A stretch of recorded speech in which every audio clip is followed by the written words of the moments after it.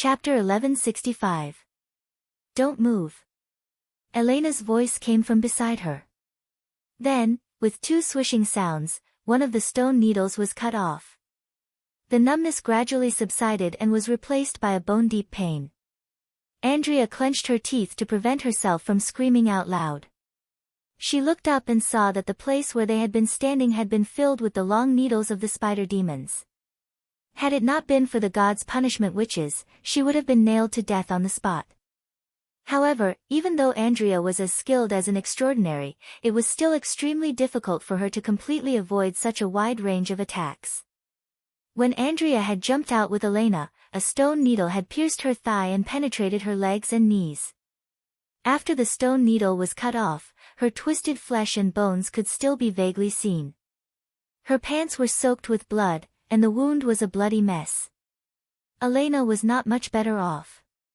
Her abdomen had been pierced by a stone needle.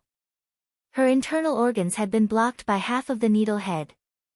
Fortunately, the body of a god's punishment warrior could not feel pain, so she could still maintain a high level of concentration.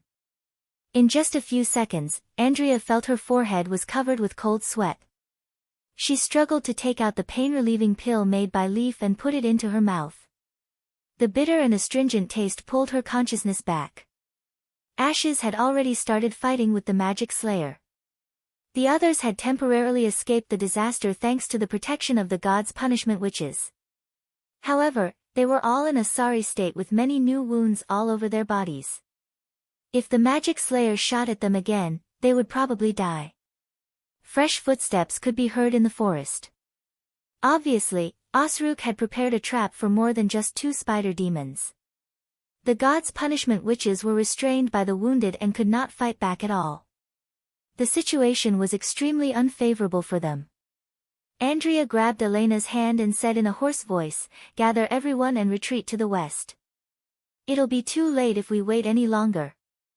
To the west? Elena was stunned.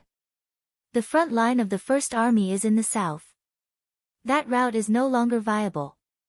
If we go back the way we came, we will only be surrounded by the demons. The misty forest in the west is the only way out. Apart from the ambush, there might be a sufficient amount of red mist canisters in the underground tunnel. If they were surrounded by the enemies who had nothing to worry about, it was easy to imagine the consequences. Although they would be further away from the support point if they headed west, it would also lengthen the enemy's attack range, provided that they could hold on until then. Now that she thought about it, the magic slayer didn't wait for their reinforcements to arrive.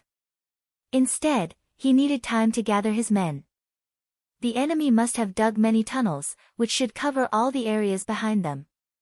Only in this way could the enemy be able to approach them quietly no matter where they were ambushing. And the signal for the demons to take action was probably the moment the substitute flew out of Tequila. Got it. Elena nodded and began to ask her teammates to gather around her. Under the bombardment of the shotguns, Osruk wandered around the periphery and used his magic power to raise a gust of wind to deplete their strength. Although the blue light of the barrier appeared on his body many times, he did not seem to be injured at all.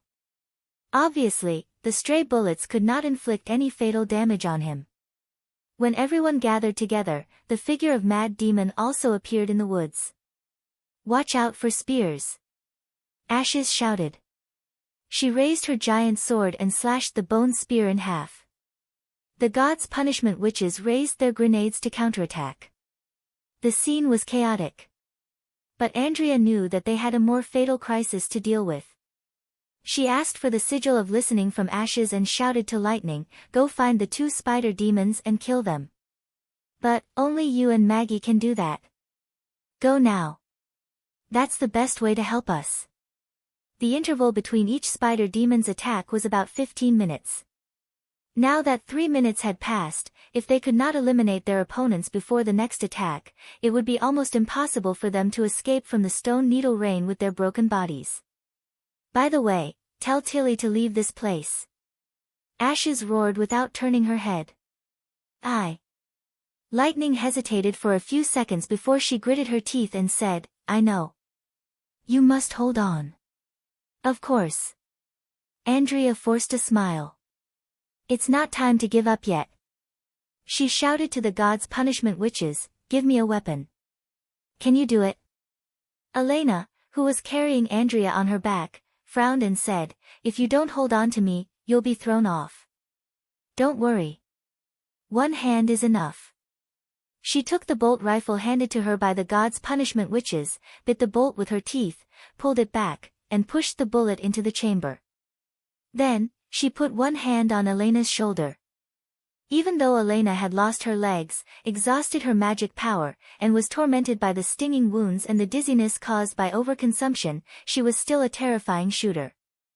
Barbarian Ashes was still fighting. How could she give up now? Lightning. What should we do, Ku? Maggie asked anxiously. Don't panic. Calm down first. Lightning looked at the dozens of mad demons running wildly in the forest and the smoke from the explosions in the distance.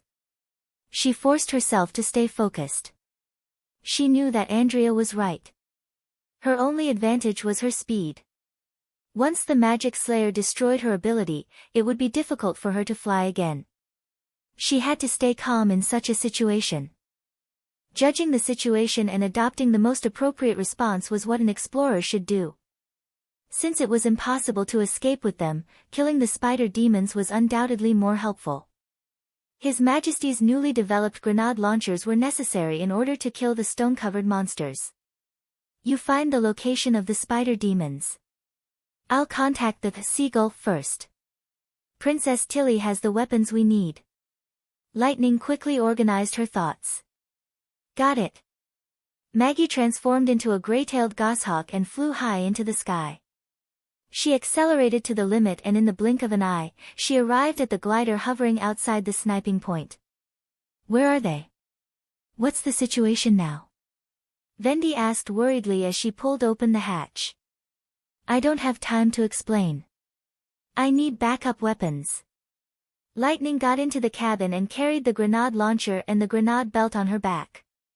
Just then, Tilly said, the situation is bad, isn't it? The little girl hesitated for a moment and finally nodded. Yes, Ashes wants you to leave as soon as possible. I see. I'll leave now. Lightning and Vendi were stunned.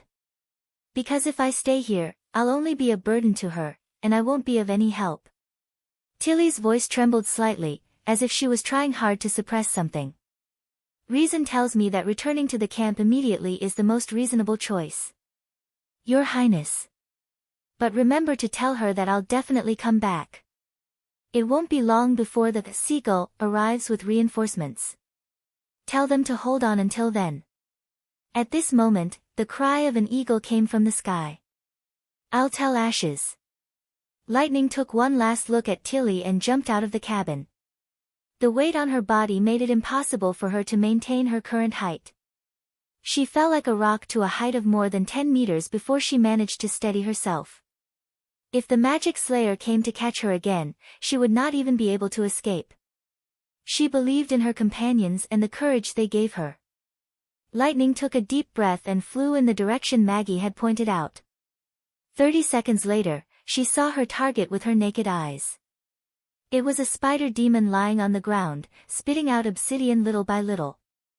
The ground beside it had sunk into a large pit, and at the bottom of the pit, there were several holes that seemed to be connected to other places. There were 2 mad demons guarding the spider demon, so Lightning directly ignored them and flew to the top of the target's head. Without hesitation, she aimed at the deformed monster whose carapace was wide open and pulled the trigger. With a bang, the grenade penetrated into the spider demon's body diagonally. The scorching energy of the energy-charged bullet instantly penetrated its abdomen, crushing the muscles and blood vessels wrapped in obsidian into pieces. Chapter 1166. The guarding mad demons roared angrily. They grabbed the bone spears and their arms swelled up rapidly. If it was the old Lightning, the first thing she would have thought of was to drop all the weights and run away as fast as possible. But at this moment, her mind was unexpectedly clear. There was still one spider demon, and she could not stop it without a weapon. No matter what, she could not abandon it. So the only way was to rely on her poor eyesight to avoid it. She deliberately flew up in a straight line. When she passed the canopy and disappeared from the enemy's sight, she suddenly changed her direction and flew horizontally. Almost at the same time, the two bone spears pierced through the branches and flew close to her feet to the sky. Lightning let out a long breath and flew to the next location Maggie told her without looking back. However, when she saw the second spider demon, her heart sank. The crystal pillar on the back of the spider demon had fully grown and was raised high. The blood vessels on it glowed blue. Obviously, it was on the verge of launching. And she had not yet loaded a new grenade into the launcher. It was too late. Maggie! Stop it from launching the stone pillar. Awoo! The goshawk that had been hovering above suddenly swooped down.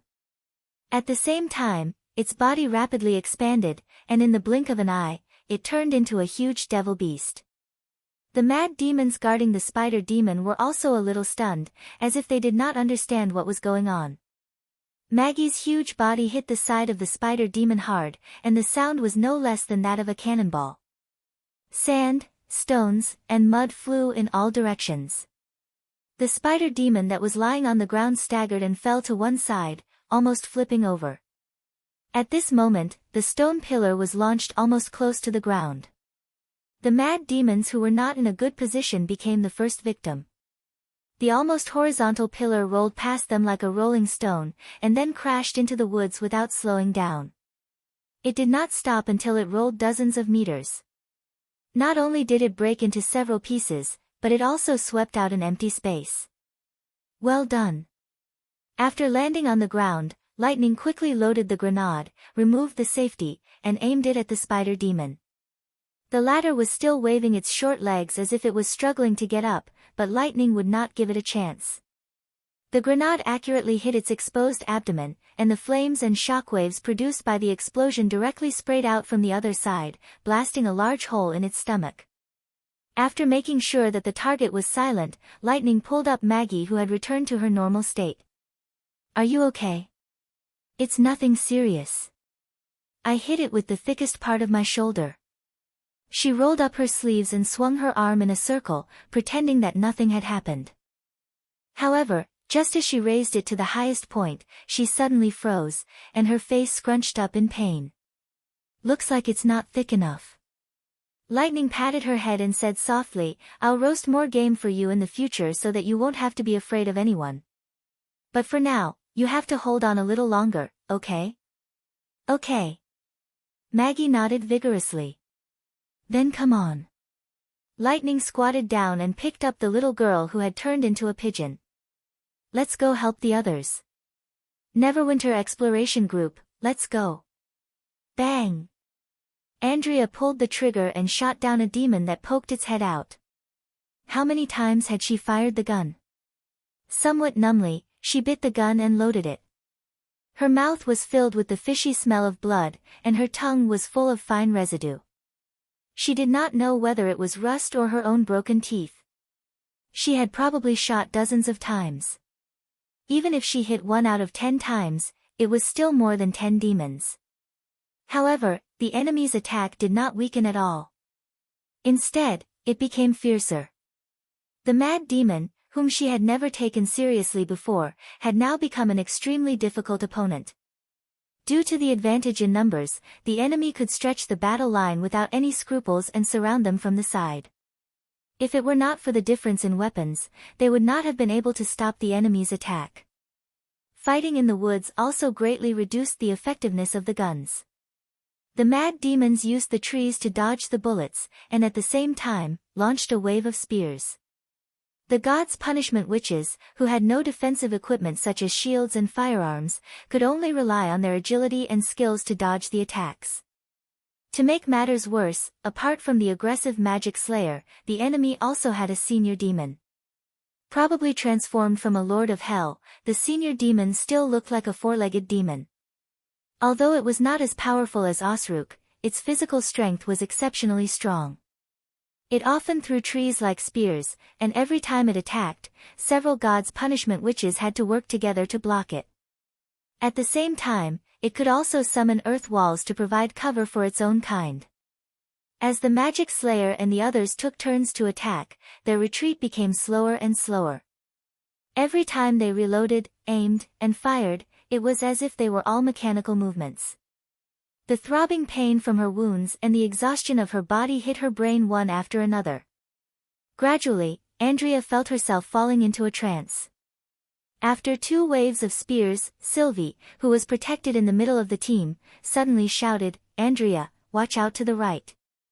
A group of mad demons had attracted most of the gods' punishment witch's firepower. The Magic Slayer parried Ash's giant sword and leaped to Elena and Andrea like a ghost. Andrea raised her gun, but Osruk's claw cut it into 2 pieces. Then came the second fatal blow. Everything happened in a split second, and the scene seemed to freeze. She could see the blue light emitting from the Magic Slayer's palm. The condensed magic power turned his 5 fingers into an indestructible blade. With one swing, he could kill her. It was over. She slightly tightened her body, waiting for the heart-wrenching pain to come. However, the death she had expected did not come. At the last moment, Elena suddenly turned around and took the blow for her. The demon's claw left a terrible wound on her chest, exposing her ribs and organs. Even with the god's punishment body, she could not fight with such a wound. Elena collapsed. No! Zoe angrily turned her gun and fired several shots at Osruk. At such a close range, even the Magic Slayer could not completely dodge. The shield on his body was finally broken. Half of his body was riddled with bullet holes, and blood was gushing out. Surprisingly, the Magic Slayer did not seem to be in pain. Instead, he thrust his hand into his wounded body with a hideous smile. With the help of the surging magic power, the Magic Slayer's body healed at a speed visible to the naked eye. Monster! Sylvie, who had witnessed all this, could not help but let out a cry of despair. I gained the ability to plunder life and give it to myself. It's rude to call me a monster. Osruk returned to the other senior demon and replaced it with a gas canister. Unruffled, he said, "Every wound on your body and every bit of strength you lose will become part of my nourishment. You should know the result of the battle. Struggling will only increase the pain. If you surrender now, I can let you die painlessly as a reward for your bravery." Bullshit. Zoe cursed. I will never surrender to the demon. I'll tear you into pieces even if I die 1,000 times. But Andrea did not hear these. The gunshots, roars, screams, and warnings seemed to be very far away. She slowly crawled to Elena, turned her over, and held her in her arms. She murmured blankly, "Why did you save me?" Ahem. Elena coughed out some blood and laughed in a low voice. It's our destiny to die in battle. The only difference is what we get in return. Our limit has been set, but you have unlimited potential. Isn't it obvious what we should do? Looking at the sorrowful Andrea, the god's punishment which reached out her hand and gently stroked her cheek.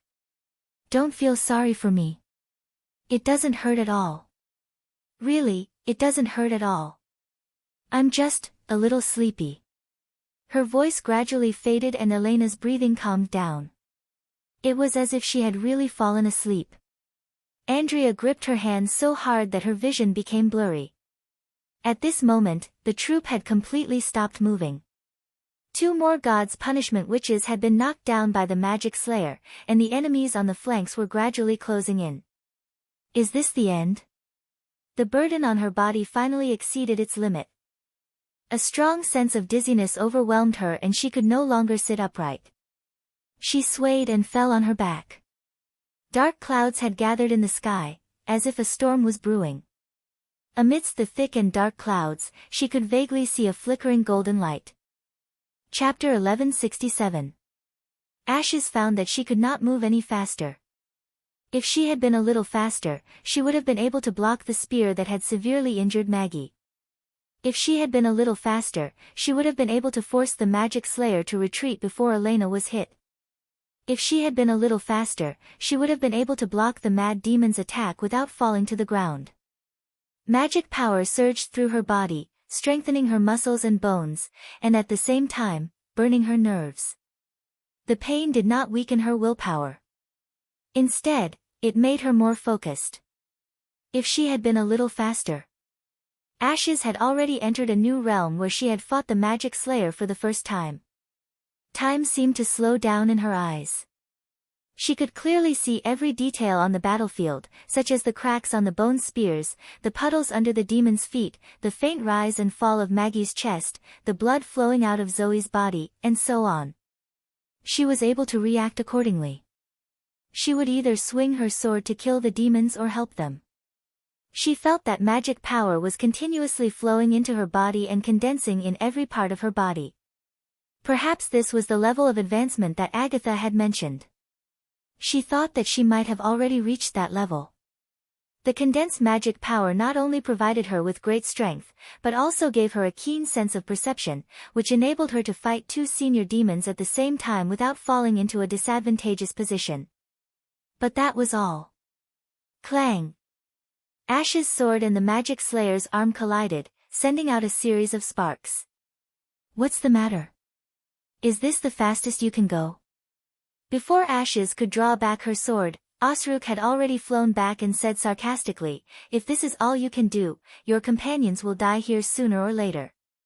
Or are you deliberately giving up on them?"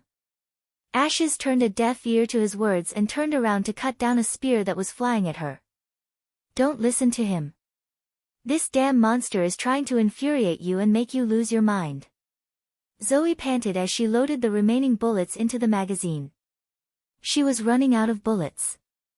"If you chase after him impulsively, you'll lose for sure." "I know," Ashes said calmly as she nodded. The other party's intentions were very obvious. It was always looking for gaps in the team to launch a surprise attack, and the scattered demons would also follow suit to provide cover or attack. There was almost no delay in their coordination. Even in the face of a shotgun blast, the charging mad demon did not hesitate at all. As long as she was distracted for even a moment, her line of defense could be torn apart by the enemy. The more than 100 men that it had hidden should be the most elite troops in Tequila's garrison. If it weren't for the fact that the 8 Tequila witches were also experienced warriors, they wouldn't have been able to hold on until now. However, the magic slayer was right about one thing. This was indeed her fastest speed.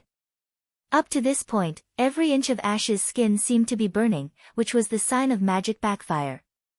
For an extraordinary who was constantly training herself, this was the first time that Ashes encountered such a situation.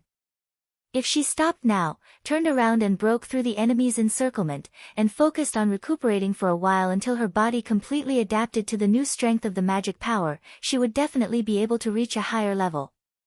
However, that was meaningless to the predicament. She couldn't save anyone. The most she could do was protect herself. If she wanted to turn the situation around, she couldn't rely on speed alone. Perhaps even the Queen of Witches, Alice, couldn't think of a better way. "You're an extraordinary, born with unimaginable potential. But if you want to really cross that threshold, you must have a practical goal and a firm will," Phyllis's voice echoed in her ears. Phyllis's words echoed in her ears. According to the records of the Union, the Transcendents were all promoted in battle, and those who failed to cross the threshold all fell at the hands of the demons. "I hope you can become the former." At this moment, Ashes realized that the threshold she had to face was completely different from what Phyllis had said. There were two paths in front of her. One was to survive and reunite with Tilly, while the other was to go further and reach a new realm that no one had ever reached before. The price was to burn herself. If we desire to use magic power to achieve a certain goal, it will lead us in that direction. The voice became chaotic and distant, as if it came from the sky. It sounded like a whisper, but also like thunder in the distance. "What exactly do you want?" "Here. Look here, open fire." Boom. The explosion, which had been silent for a long time, suddenly rang out again, accompanied by the screams of the demons.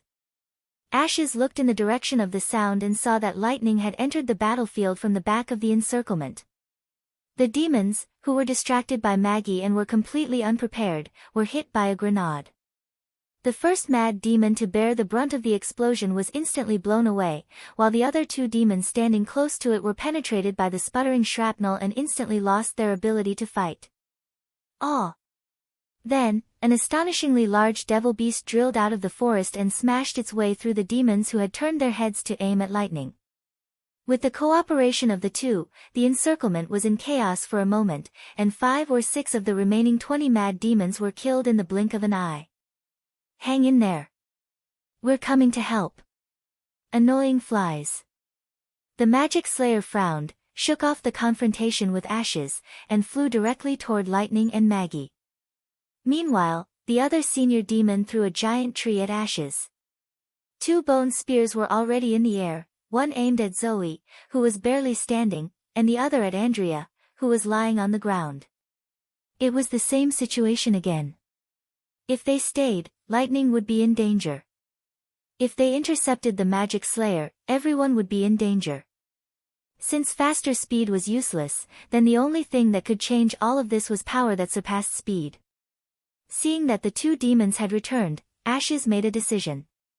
Perhaps the decision had been made long ago, during the nights he spent with the Neverwinter witches, during the night he talked to Phyllis, or when Tilly said, "I would much rather see you as you are now than as an Avenger." "I'm sorry, Tilly," Ashes said softly and then took a step forward. "What do you want?" "Yes. I want to protect them." In an instant, she saw a surging sea of magic power, which was indescribable. However, there seemed to be countless murmurs and gazes hidden under the torrents. Ashes let go of the restrictions and completely accepted the magic power.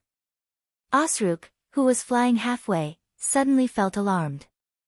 He turned his head abruptly and saw that the extraordinary had raised her big sword and pointed it at the sky. There seemed to be golden light flowing on the blade. The moment he saw the light, he felt his body become inexplicably slow, as if he had fallen into a quagmire. He was not the only one. Even the flow of the air around him became sticky. This was not the first time that Osruk had seen such a scene, but at this moment, he felt that it was unbelievable. How is this possible? That was not the power of the magic stone, but from her own body. He tried to raise his head, hoping that he was wrong, but the rolling golden lightning in the dome shattered his last hope. Judging from the intensity of the gathering magic power, this attack was even more powerful than that of the red-haired witch. It was impossible to dodge. If he could not block it, he would die. Realizing this, Osruk used all his strength to open the interference field. At the same time, his opponent also swung her big sword. The dazzling lightning pierced the sky and illuminated the whole earth. In the deathly silence, Lan suddenly opened her eyes. She stood up from her seat, avoided the motionless people, and walked step by step to the window. This world had not yet woken up, and everything was still at the moment when time was frozen, whether it was the champagne that was poured out of the bottle or the raindrops falling from the window. They were suspended in the air, like a stroke in the background of a banquet scroll. In a place where time was frozen, there should be no sound. However, in the dark night, there was a faint sound of thunder. She opened the window and looked at the distant sky in a daze for a long time without saying a word. When Lightning recovered from the dazzling lightning, she was surprised to find that the ground where the fierce battle had taken place had turned into a scorched earth. All that was left of the surrounding trees were smoking trunks, and the air was filled with a pungent burnt smell. What happened just now? She only remembered that a mad demon hiding behind a tree suddenly pounced on her. She had focused all her attention on the magic slayer and only noticed that he was close to her. In a moment of desperation, she threw the launcher at the magic slayer, hoping to stop him. Then, the golden light enveloped her. But now, except for the 2 senior demons, the rest of the enemies were nowhere to be seen. The one that had been transformed from the Lord of Hell was lying on the ground. His body seemed to have been burned by high temperatures, and his rough skin was cracked open inch by inch. He seemed to be on his last breath. The magic slayer did not look any better. Half of his body had disappeared, and dark light was wriggling around his wounds. He stood motionless. But for some reason, Lightning felt a trace of uncontrollable fear. Right. Ashes. She hurriedly looked at the center of the ground and heaved a sigh of relief. The familiar figure was still standing upright with a sword in her hand, shielding everyone behind her. Are you okay? Lightning flew to Ash's side, but before she could finish her sentence, she was interrupted by Ashes. Take everyone away from here. The farther, the better. Huh? Listen to me. Leave this place to me, before I can control my power. Unknowingly, there was an unquestionable majesty in Ash's tone, which made Lightning swallow back the words she wanted to ask. So that was the case. Their presence here would only hinder her performance. Looking at her burning golden eyes, at least at this moment, she vaguely understood the meaning of thunder falling from the sky. Lightning asked Maggie to transform into a devil beast and put everyone on her back. Although she could not fly with so many people on her back, she could still run with them. After a while, the two left the ground and ran into the woods. After running for hundreds of meters, Maggie could not help but ask, how did Ashes trigger the sigil of God's will? We didn't bring the sigil of God's will. Chapter 1168. The dark clouds in the sky did not disperse. Instead, more and more bolts of lightning flashed across the sky, creating a thunderous roar. After Lightning and Maggie left with the injured witches, Ashes spat out a mouthful of blood and sank to the ground. Had it not been for the support of her sword, she would not have been able to stand. That blow had almost consumed all of her magic power. Although magic power was still flowing into her body, the process was completely out of her control. It was as if every meridian in her body was being burned by flames. The after effects of magic power exhaustion and the pain caused by the backlash superimposed on each other. It was simply indescribable. She did not know how much longer she could hold on, but she was sure that she could not fall here. Otherwise, everything she had done would be for naught. The lightning bolt had undoubtedly wounded the magic slayer. Half of its body, which was embedded with a stone of flight, had been vaporized by the golden lightning bolt. Apart from the fact that its movement had been restricted, its strength should have been greatly reduced. But Ashes did not feel this.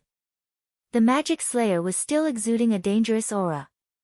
Her heightened intuition told her that the enemy in front of her still had the ability to fight. That was why she had asked Lightning and the witches to retreat as soon as possible. In fact, she was not the only one who had caused the chaos in the magic power. A large part of it came from the overflowing power of the magic slayer. Stand up.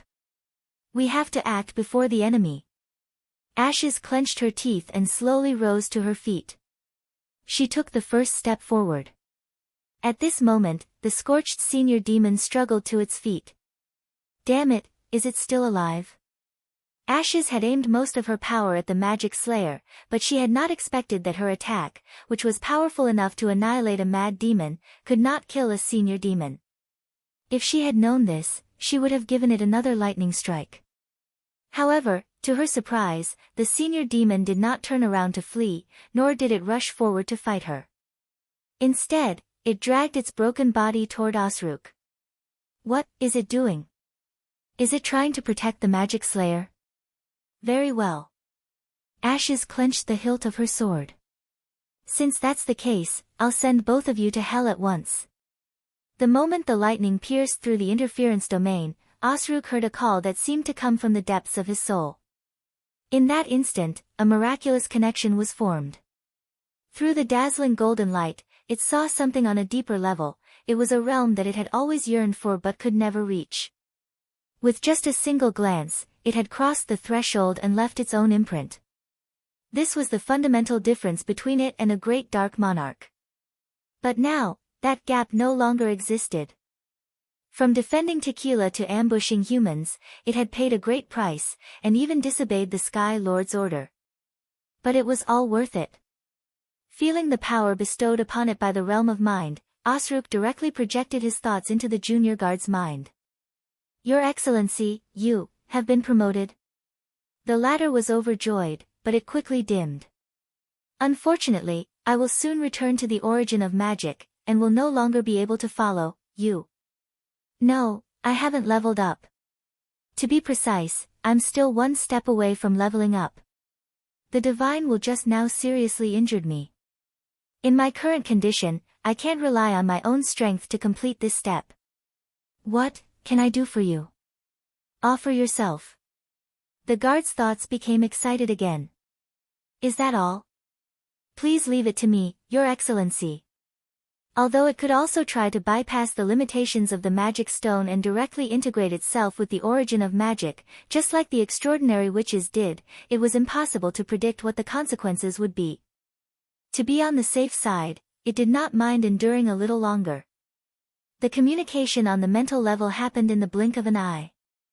When the junior guard used the last of his strength to climb up, the extraordinary also slowly stood up.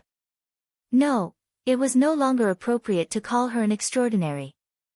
After more than 400 years, humans once again had a transcendent.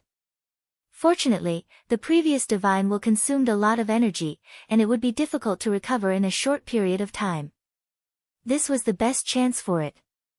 The junior guard finally reached Ursruk. Although it was only a short distance away from Ursruk, its life force was already as weak as a candle in the wind. However, its consciousness was getting clearer and clearer. Your Excellency, will our race one day be able to escape the cage of fate, win the battle of divine will, and set foot on the sky that no one has ever reached? There will be such a day, I promise. Osruk paused and said its name. Tartarus. Its eyes lit up as if it was the last ray of light before it was extinguished. Then, please take my soul with you. The guard abruptly stood up and forcefully inserted his hand into his forehead. Ashes could not help but be stunned, and then a great sense of crisis welled up in her heart. The senior demon howled and pulled out the magic stone from its head, along with a large piece of flesh, and stuffed it into the magic slayer's body. The wriggling black light around the wound suddenly swelled. She suddenly remembered what Roland had said, demons needed to fuse with magic stones to enhance their power. Did Osruk intend to complete the promotion ceremony under such circumstances? Regardless of whether it was true or not, they had to be stopped. Ashes endured the burning pain in her body and once again poured the magic power that she had gathered with great difficulty into her sword. The thunder in the sky responded to her will. When the power reached its peak, she slashed at the target for the second time since entering the new realm. Although the magic power she poured into the sword was not as much as the first strike, it was not much less powerful. The golden thunder once again broke through the clouds and lashed at the place where the demon was standing like a whip. Osruk let out a shrill roar. The black light covering its body turned into a missing arm and directly grabbed at the lightning. The two collided and immediately triggered a violent explosion. The whistling airwaves raised a large amount of sand and stones, and for a moment, the two people's vision was blocked. When the dust gradually settled, Ashes's heart gradually sank. The magic slayer's body seemed to be intact, and even the missing half of his body had basically recovered. The only change was that the new arm was several times thicker, and there were two long barbs sticking out of the shoulder and elbow, which looked like the limb of the senior demon. However, the aura he exuded was completely different from before. I have to say, you're a rare genius among witches. Not only did you surpass the previous strongest human, but you also opened the door to the realm of mind. For a race with a lifespan of only a few decades, it's really commendable for you to do this. Osruk stretched out his 5 claws and easily tore apart the body of his own kind. Then he inserted a bottle of blue blood into his own body. Unfortunately, you're not the only genius, especially for those of us who can live beyond the battle of divine will. This is a difference that exists at birth. Although it's a little unfair, fate has no choice. Chapter 1169. The collision between the two of them caused the ground to suddenly boil. Accompanied by the sound of swords clashing, bolts of lightning fell from the sky, smashing the surrounding forest into pieces. The magic slayer's body was covered in a layer of black light, like a suit of armor, which weakened the golden lightning. The surging mana caused a heavy downpour. Amidst this dense curtain of rain, the scene of the battle between the two seemed to have become the center of the storm. Be it Ashes or Osruk, their movements were beyond their usual limits. Ordinary people would not be able to see their movements clearly, but it was normal for both of them. Every time they made a move, a clear trajectory would be drawn out in the rain, and the airwaves caused by the collision would cause the raindrops in the surroundings to explode. The sound was like muffled thunder, as if it wasn't a battle between humans and demons, but two tall and sturdy giants fighting with all their might. Who? Ashes felt that the magic power in her body had completely gone out of control. It was devouring her flesh and blood, and her body was riddled with holes. After a certain point, the pain from the backlash became numb. However, this was not a good sign. Losing her sense of pain meant that her mind was distracted, and her ability to control her body was greatly reduced. In fact, she no longer had the ability to accurately control the lightning. She could only let the violent magic power pour out, which further increased the burden on her body. Like a rolling snowball, the balance was quickly tipping towards the side of collapse. I see. Is this the result of directly merging with the origin of magic? The magic slayer looked a little tired. He wiped the blood off his face after repelling Ash's attack. Although you have obtained extraordinary power, you are also being devoured by it. I'm curious, if this continues, what will become of you? Will you be burned to ashes by the magic power, or will you become a mindless monster that cannot even be called human? No matter what I become, it will be after I kill you, Ashes replied in a low voice as she shook off the rainwater on her sword. Why? Faith and perseverance? Osruk sneered. That sounds like something a human would say. Unfortunately, time has proven that those are insignificant things. Ashes did not reply, but raised her sword and rushed towards it. After this short but intense battle, she already had a basic understanding of each other's abilities. If they continued to fight, her chances of winning would only become slimmer. The Magic Slayer's movements became smoother and smoother, probably because he was gradually getting used to his new body. His strength and technique were also steadily improving. Not only that, but it seemed to have completely adapted to the rhythm of the battle. Regular slashes could now hardly hurt it. This kind of limitless growth was really chilling. It also made her realize what kind of height a so-called talented person could reach. The only way for her to kill her opponent was to gather enough power of divine will. Ashes did not know why she could trigger a celestial phenomenon without the sigil of God's will. She only knew that the magic power responded to her call and transformed into golden thunder according to her will. But even if the lightning struck the Magic Slayer, it would dissipate most of its power, leaving only a few more wounds on the Magic Slayer. Although it would be effective if she attacked more than enough times, it was a pity that she wouldn't be able to last that long under the constant weakening of her strength. The biggest problem was that it took time to gather the power of divine will, and the Magic Slayer would definitely not let her finish her attack. She had to create an opportunity for her to gather enough power of divine will. It was obvious what she should do next. Ashes approached Ursruk and fought back and forth for a while. Finally, Ashes purposely revealed a flaw in her defense and her sword missed its target. The Magic Slayer would not let go of this opportunity. He clenched his fingers and stabbed at her chest. Instead of retreating, she moved forward and collided with the Magic Slayer. The sharp claws pierced through her right chest and only stopped when it reached her elbow. Osruk's expression changed. Ashes coughed out a mouthful of blood and grabbed the Magic Slayer with both hands. She said in a low voice, "I got you." At the same time, the gloomy clouds above them began to spin and in the blink of an eye, formed a huge vortex. What did you say? Ashes, she became a transcendent.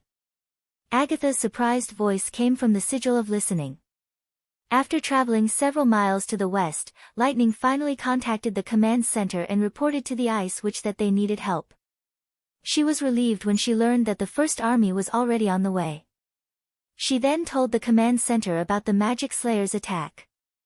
I can't think of anyone other than a transcendent who could do that. Lightning slowly flew in the air and looked at the forest behind her. Lightning flashed and thunder rumbled. Golden serpents pierced through the sky from time to time. Even the sigil of divine will could not sustain such a scene for long. It's indeed a characteristic of extraordinary witches to advance in battle. If she really did overcome that hurdle, she should have no problem dealing with the magic slayer. It was the right choice to let you guys retreat. Anyway, I'm glad everyone is fine. Lightning's expression darkened. The ambush team had suffered some casualties, but she did not tell the magic slayer about it. After a moment of silence, she changed the topic. What about the demons? Did they also advance in battle? For some reason, the fear of the magic slayer lingered in her heart for a long time.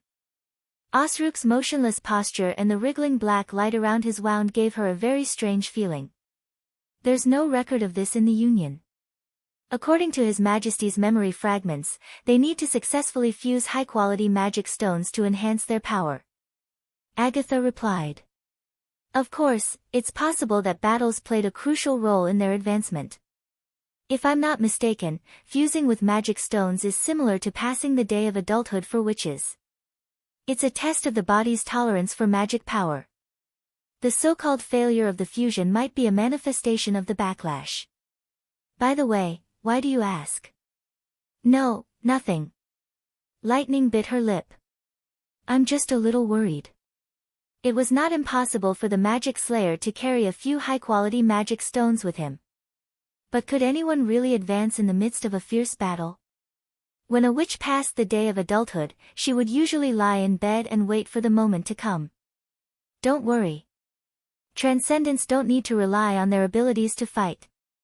If the magic slayer's greatest restraint against witches doesn't work, I believe he'll win soon, Agatha comforted her. Well, I think so. She nodded and was about to descend to return to Maggie when a series of dull roars suddenly came from afar. Lightning turned her head and could not help but freeze in place. The dark clouds in the sky surged like a tide and gathered in the place where she had left. Layer by layer, they formed a gray, cloud tower. It rotated slowly, like a passage connecting the sky and the earth. She had only seen such a spectacle on the sea. When a strong storm came, a huge whirlpool would appear in the sky. If one did not find a way to avoid it or sail into the center of the whirlpool, any ship would be torn to pieces by the huge waves that followed. But this was the land. What happened? The voice in the sigil of listening was interrupted. What was that sound? Lightning could not help but clench her fists. I don't know, how long will it take for Princess Tilly's reinforcements to arrive? The gods' punishment witches are moving combat equipment to the Seagull. It'll take them about 10 to 15 minutes to get there, 15 minutes. She was silent for a moment and then ended the call. Flying back to Maggie, Lightning began to search among the unconscious wounded. The thunder was so dense, oh. Will Ashes be okay? Maggie asked as they hurried along. She'll be fine. She's a transcendent. You just need to send everyone safely to the rendezvous point. Did you forget where it is? Of course, oh. Just go around the Tequila ruins and turn southeast. Wait, why me and not us? Chapter 1170. Rumble rumble rumble rumble rumble rumble. Lightning flashed densely in the vortex formed by the dark clouds and gradually moved closer to the center. Heavy rain poured down from the strong winds, stirring up a hazy mist in the forest. The new Grand Lord and the Transcendent were tightly pressed together like two fused statues. The surging magic power had completely surrounded Ashes, and her body was even surrounded by a golden stream of light. This was also the target of the divine will. She used herself as a sharp blade. Is this your final struggle? Osruk roared. You want to use this method to perish together with me? How foolish. I won't, let go, Ashes said with difficulty. With half of her chest and lungs pierced, even breathing became difficult. Blood flowed back into her trachea, and her mouth and nose were filled with the salty smell of rust. 5 minutes. She kept telling herself that only 5 minutes was enough. Her opponent's strength was not much different from hers. As long as she did not let go, it was basically impossible for him to break free from her restraints. Do you think that I will use my strength to determine victory or defeat? Osruk's face looked even more ferocious under the rain.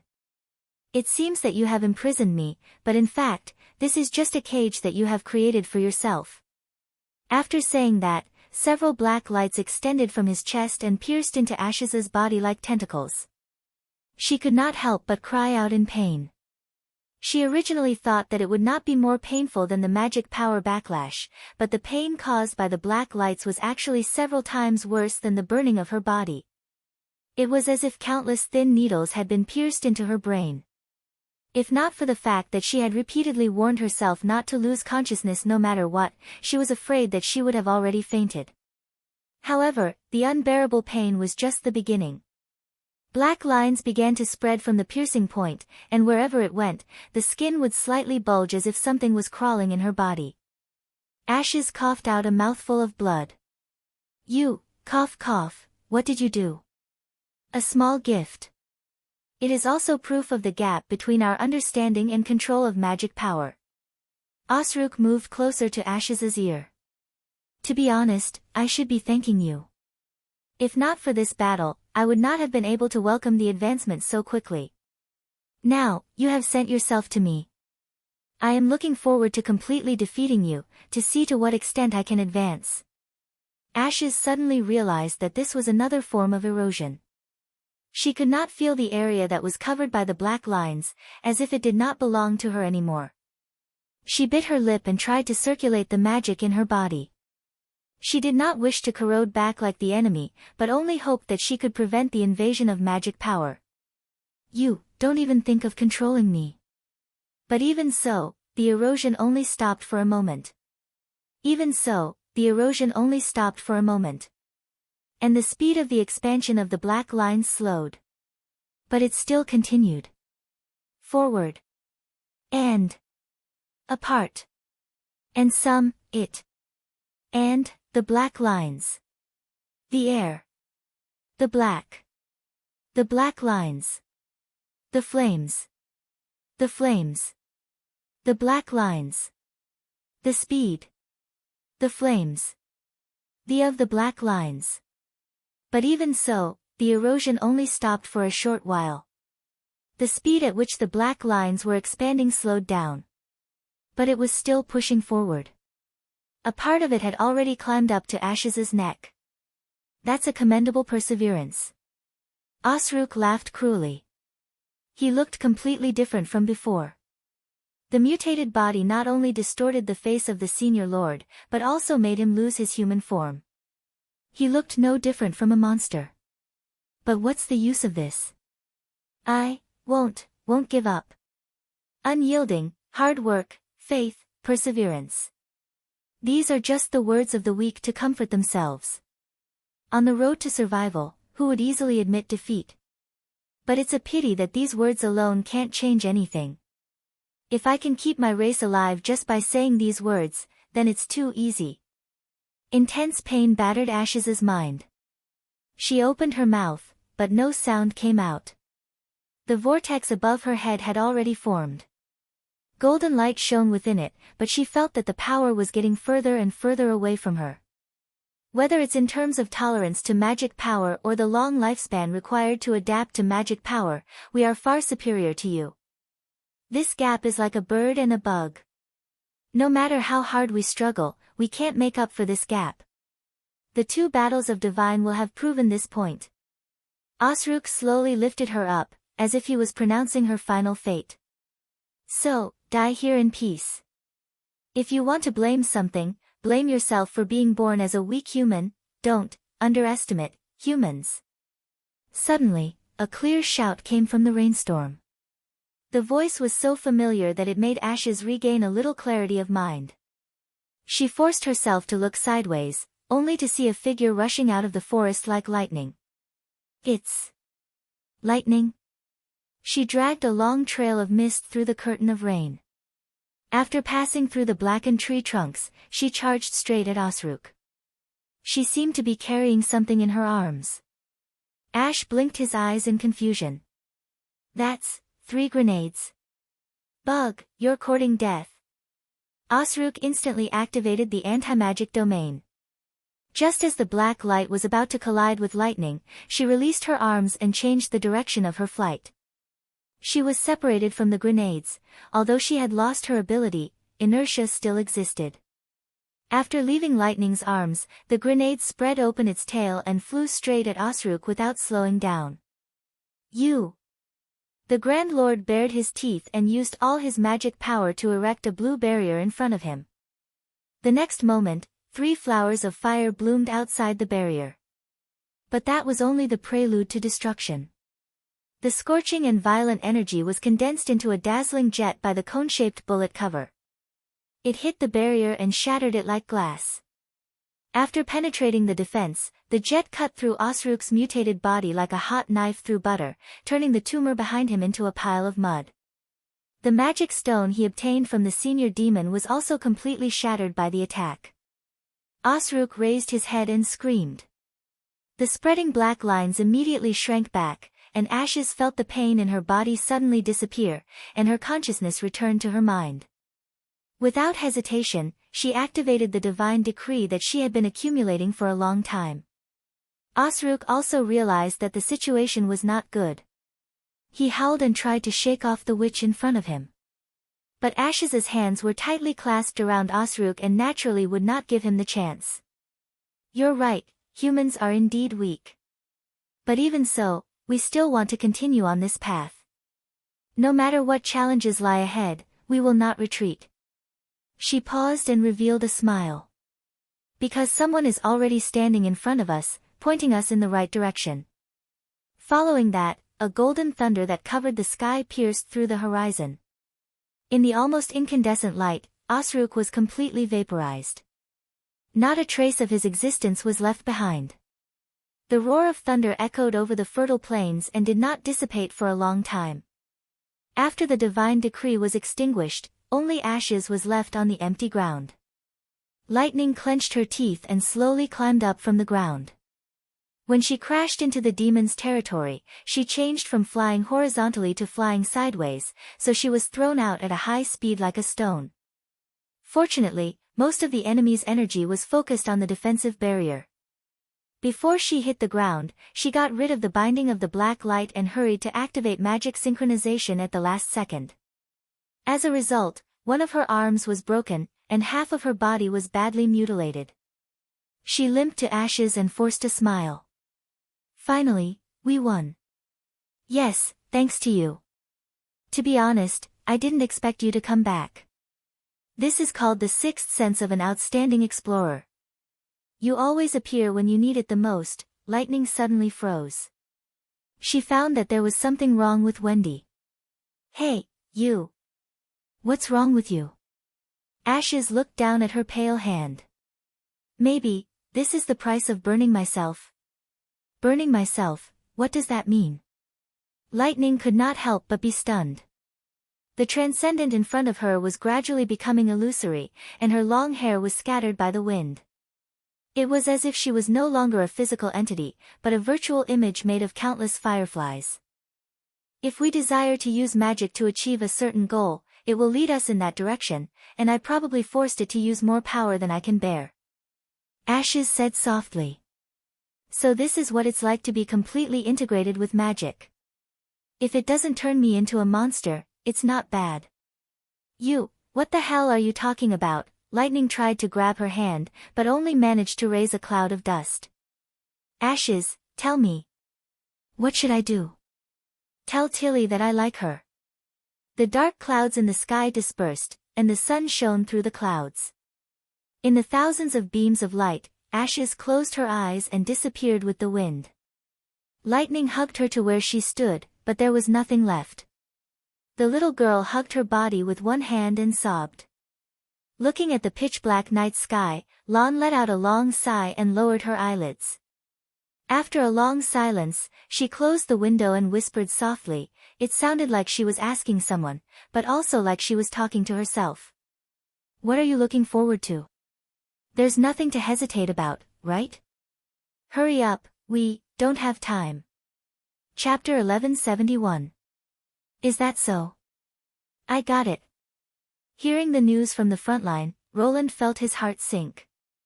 After a while, he replied in a low voice, "How's your injury?" Then there was silence again. When he spoke again, it was already several minutes later. No, it's not your fault. There should be no ifs at this time. Now that the threat from the front line has been eliminated, take a long vacation and have a good rest. After hanging up the phone, Roland leaned back in his chair and heaved a long sigh. Nightingale seemed to have expected something. Instead of flashing to the table as usual, she walked to Roland's side step by step and asked, "Was it Leaf?" "Yes." Roland closed his eyes and said, "The war is over." The First Army conquered Tequila at a small cost and found a half-built tower foundation in the God's Stone mine. Although the ambush plan failed, the enemy magic slayer was killed and the curse was gone. It was a blessing in disguise, but... He paused and said, "Ashes and Elena didn't survive." "That fool." Nightingale could not help but be startled, and then turned her head away. According to Lightning, Ashes became a transcendent in the end and perished together with the demon. Apart from a small piece of the sword hilt that was melted, there was nothing left, Roland said slowly. When he saw the ambush site besieged by the demons through the phantom instrument, he knew there was a problem with the plan. Judging from the demons' arrangement, it seemed that they were waiting for the witches to attack.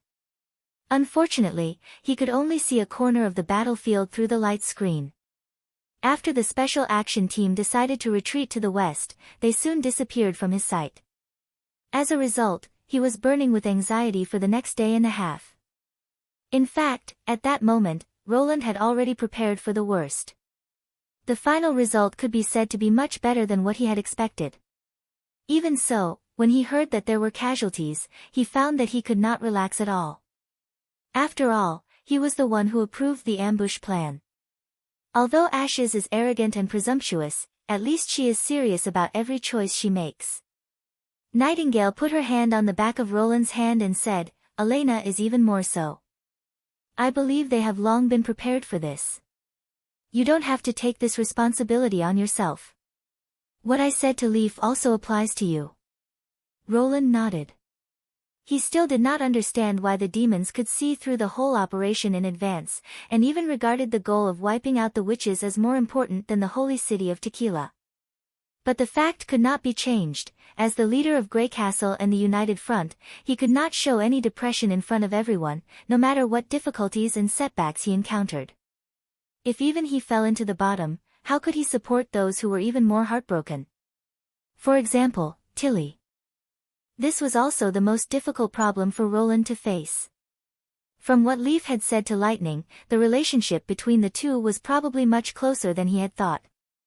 Although Tilly did not appear to be grief-stricken at that time and still prioritized transporting the wounded, the absent-mindedness in her eyes could not be concealed. In Lightning's words, it was as if her eyes had suddenly lost their luster. As for why the little girl secretly conveyed her last words to him, it was probably because she hoped that he could comfort Tilly. And this was the thing that Roland was least good at. "I can only take one step at a time," he thought to himself. That afternoon, the Seagull returned to Neverwinter. The first batch of people to return were the witches who were not injured or had recovered from minor injuries. Those who were more seriously injured still needed to rest at the frontline camp for a period of time while Nana completely healed her wounds. Roland personally led the rest of the members of the Union to the airport to welcome their return. Anna, Agatha, Molly, Phyllis, everyone walked down the gangway one by one and hugged Scroll, Nightingale, Sharon, and the others in turn. The ordinary staff of the Union, such as Belle, Grey Rabbit, and Pearl, were also among them, no matter whether they were combat witches or non-combat witches, whether they were survivors of the Union period, whether they were awakened or ordinary people. At this moment, there was no difference between them. The last one to come down was Tilly. Roland walked up to her and said, "Well, can I talk to you alone, brother?" Tilly raised her head and said. Back in the castle office, Roland said a few words to Nightingale and personally closed the door. "Well, what do you want to say?" As soon as he turned around, he suddenly felt his chest tighten as a figure leaned against him. "Don't move, please."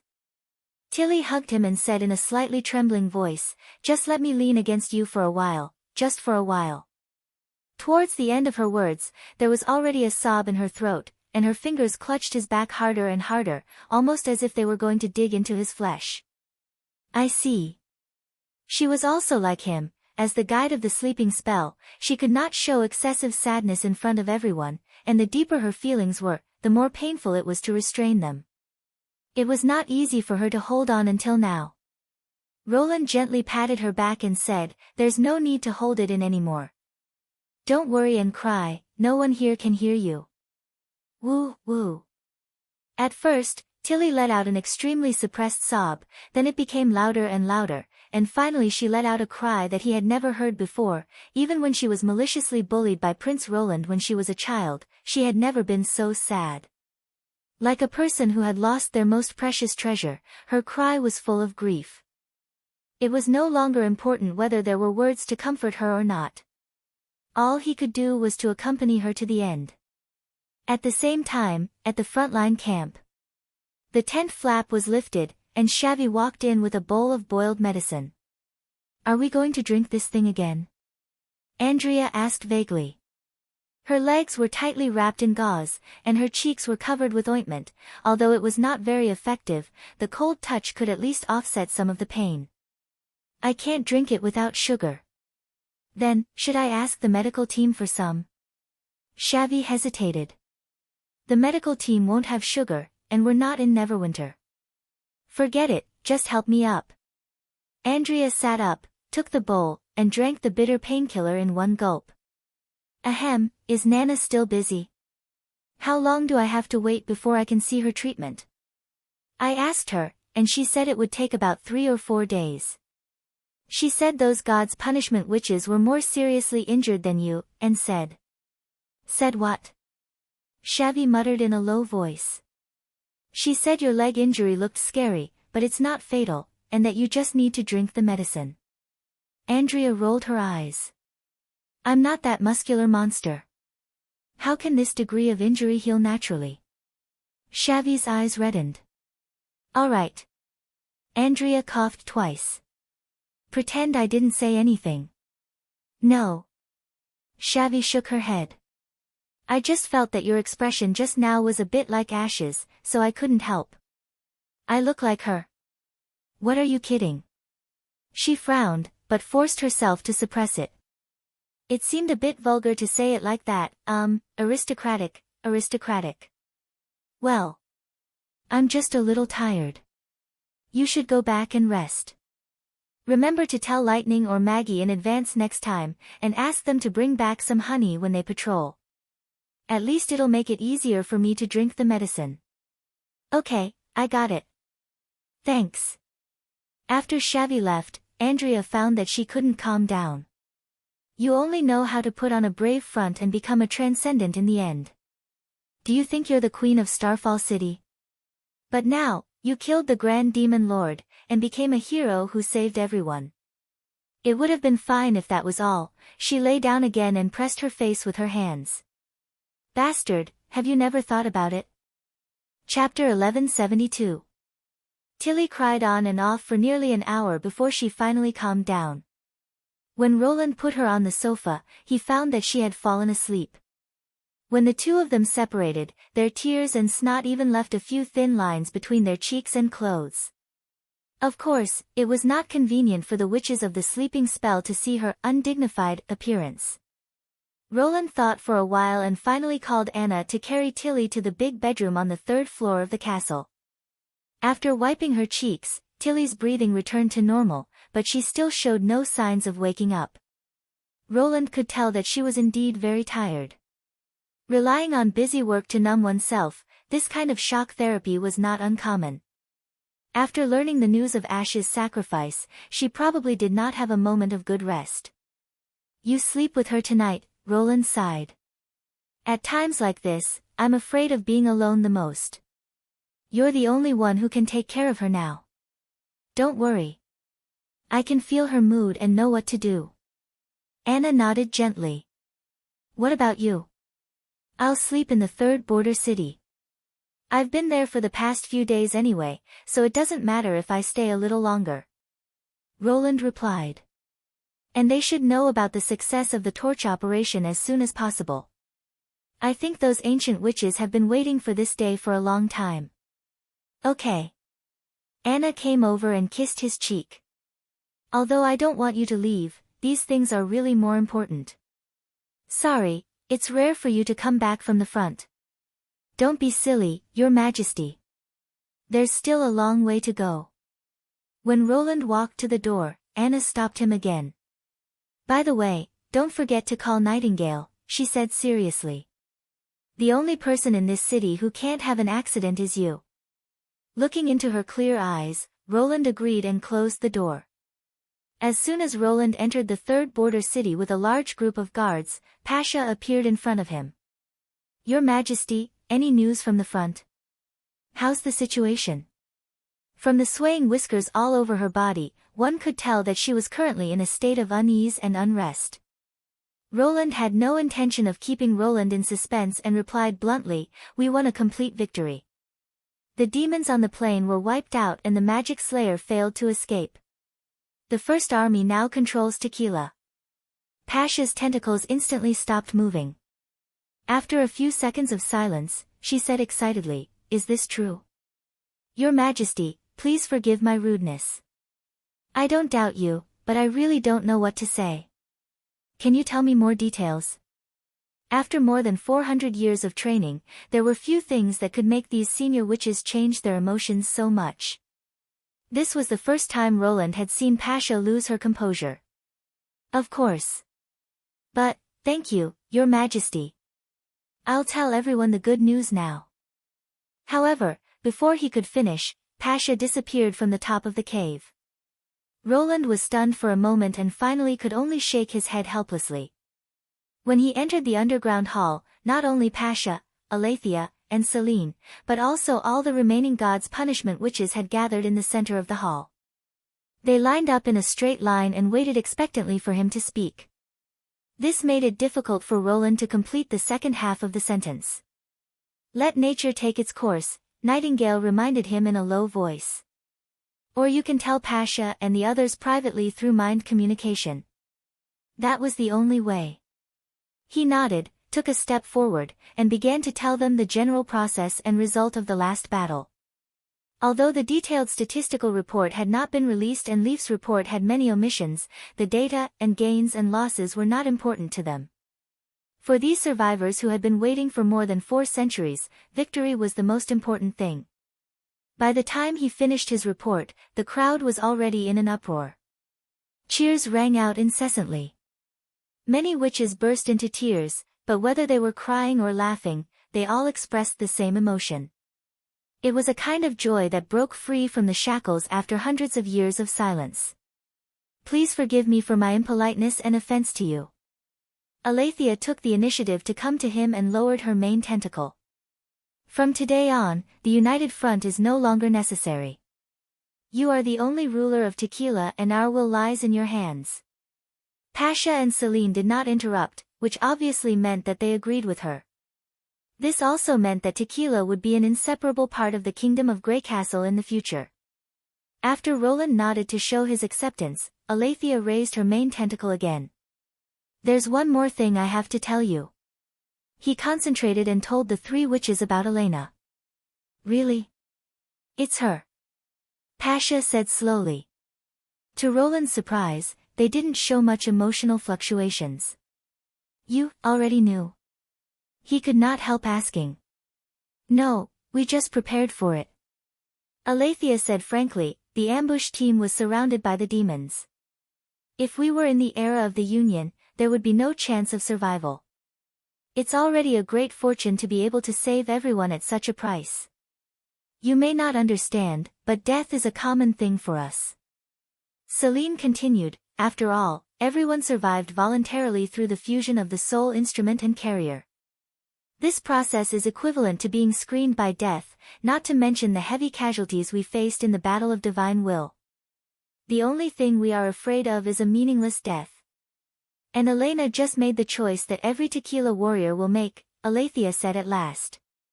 So, you don't have to worry about it. So. I'm being comforted. Roland felt a little emotional and did not know what to say. Of course, this doesn't mean that we don't feel sad for the death of our companions. It's just that war has taught us restraint. Pasha looked at the witches who were still celebrating. I'll tell them about this. But for now, let them enjoy the joy of victory. 5 days later. With the return of the frontline troops, the news of the victory of the Northern Expedition Army gradually spread in Neverwinter.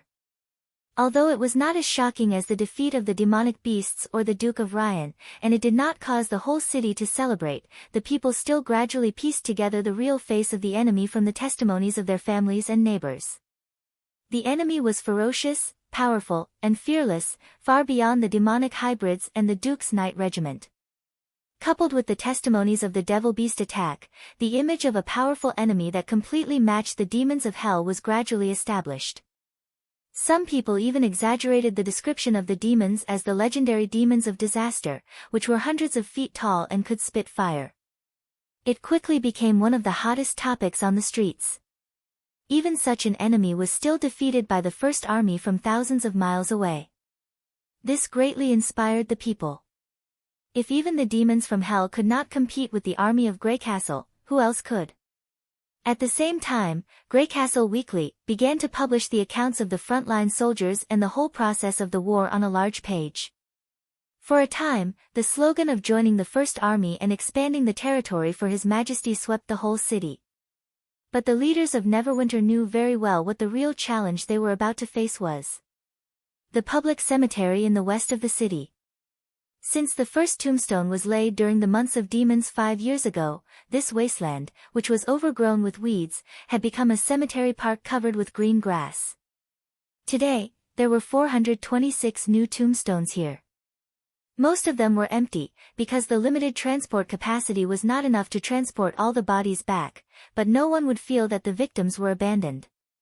The names on the tombstones recorded their honors and contributions. The tombstones of Ashes and Elena were also among them. They looked the same as other tombstones. The only difference was that there was a melted sword hilt in front of Ash's tombstone. Salute! Iron Axe shouted, then raised his arm forcefully. All the leaders followed suit and saluted, even though their positions were higher than most of the soldiers. This was a memorial, but at the same time, a warning. The fateful battle of Divine Will was far from over. After the funeral, Roland immediately summoned Barav and said, "Summon all the ministers. I have a new task." Chapter 1173. The sound of the waves in the realm of mind gradually dissipated. Haxord opened his eyes. He saw a ring-shaped hall. Below him was a calm sea of fog, and above him was an endless sea of fog. 9 seats of different sizes were suspended in the air, forming a circle along the vertical stone wall. In the center of the circle stood a huge birth tower. However, unlike a real tower, it was covered with disorderly single eyes, each of which was the size of a primordial demon. This was the realm created by the king. The presiding Holy See. Although it was not the first time it had entered this place, its body still subconsciously felt oppressed and uneasy. Unlike simple spiritual communication, this virtual space opened up in the turbulence of the realm of mind was not a real illusion. If it fell into the sea of fog or was attacked, it would also suffer substantial damage. It would be fine as long as it did not wake up as if it was a dream. Unlike the chaos outside, this place was orderly and strict with rules. The king controlled everything in the presiding Holy See. This also meant that as long as it entered the presiding Holy See, its fate was in the hands of the king. However, its loyalty to the king was absolute. Instinctively resisting would not cause disgust. Only lowly beasts could not control their instincts. Thank you for your summon. The Sky Lord pays his respects to you. Haxord bowed its head to the tower in the center of the hall. One of the eyes opened and glanced at Haxord, then quickly closed again. Wait patiently. Yes. After a while, several figures appeared on the other seats. They looked a little blurry, but Haxord could still identify them based on their characteristics. For example, the Bloody Conqueror, which had a body as large as a hill, and the Heart of Loathing, which had all sorts of weapons hanging from its armor, as well as the Heart of Loathing, which had a warped look in its clothes and mask. How vivid one's performance was depended on one's understanding of the origin of magic, and there were only a few who could fully display themselves like this. When a figure appeared on the last seat, it meant that the 9 Grand Lords had gathered in the presiding Holy See.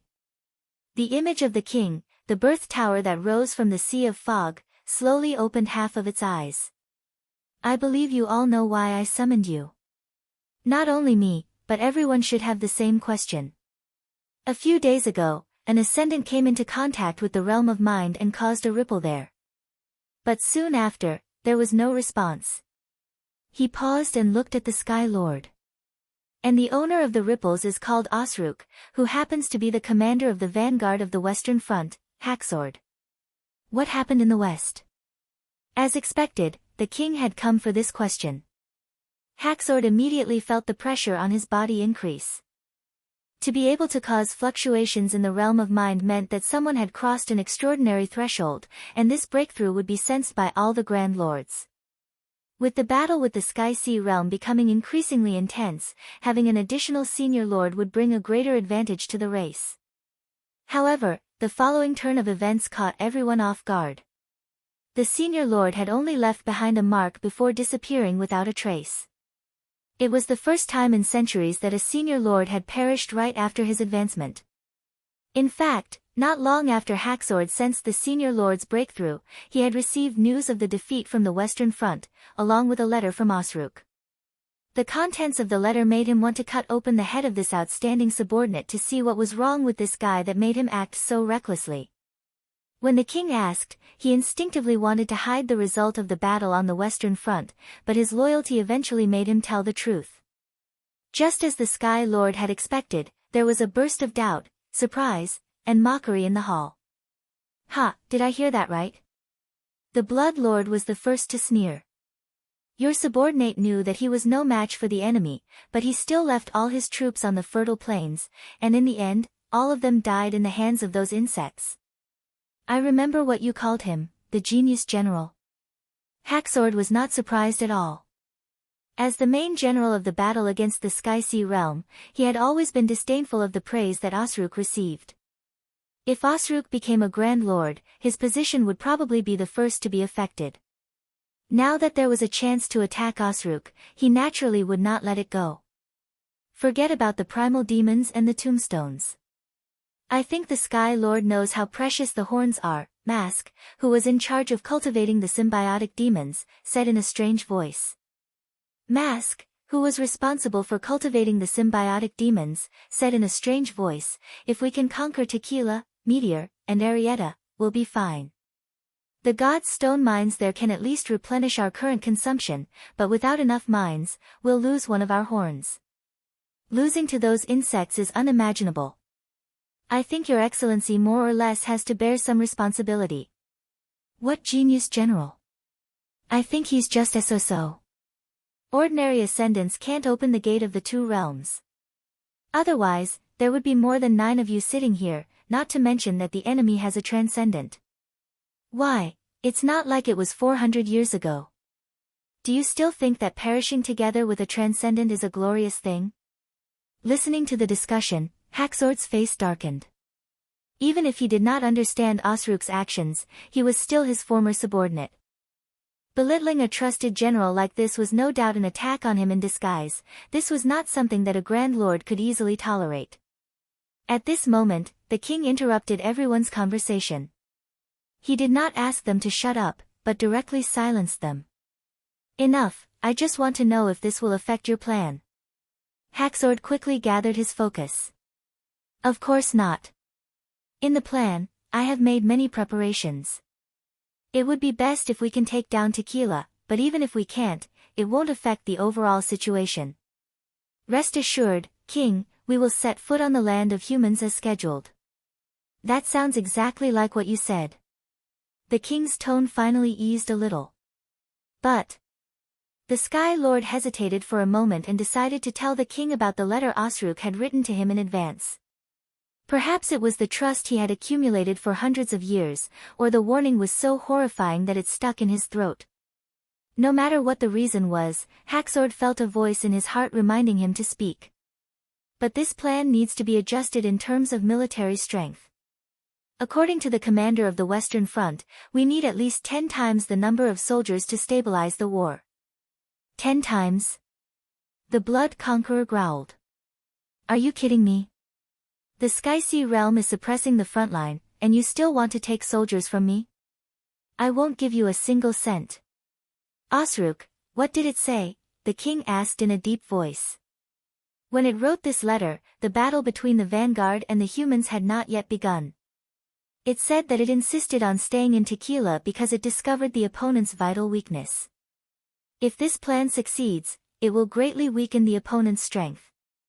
At that time, it will increase the number of soldiers by 10 times. If it leads, it will definitely destroy the humans. Is this a prophecy? Someone sneered. I wonder if it foresaw its own death. Haxord nodded after a moment of silence. It did mention it in the letter. The hall suddenly fell silent. The Grand Lords looked at each other, and the atmosphere suddenly became a little strange. The king broke the silence. What did it say?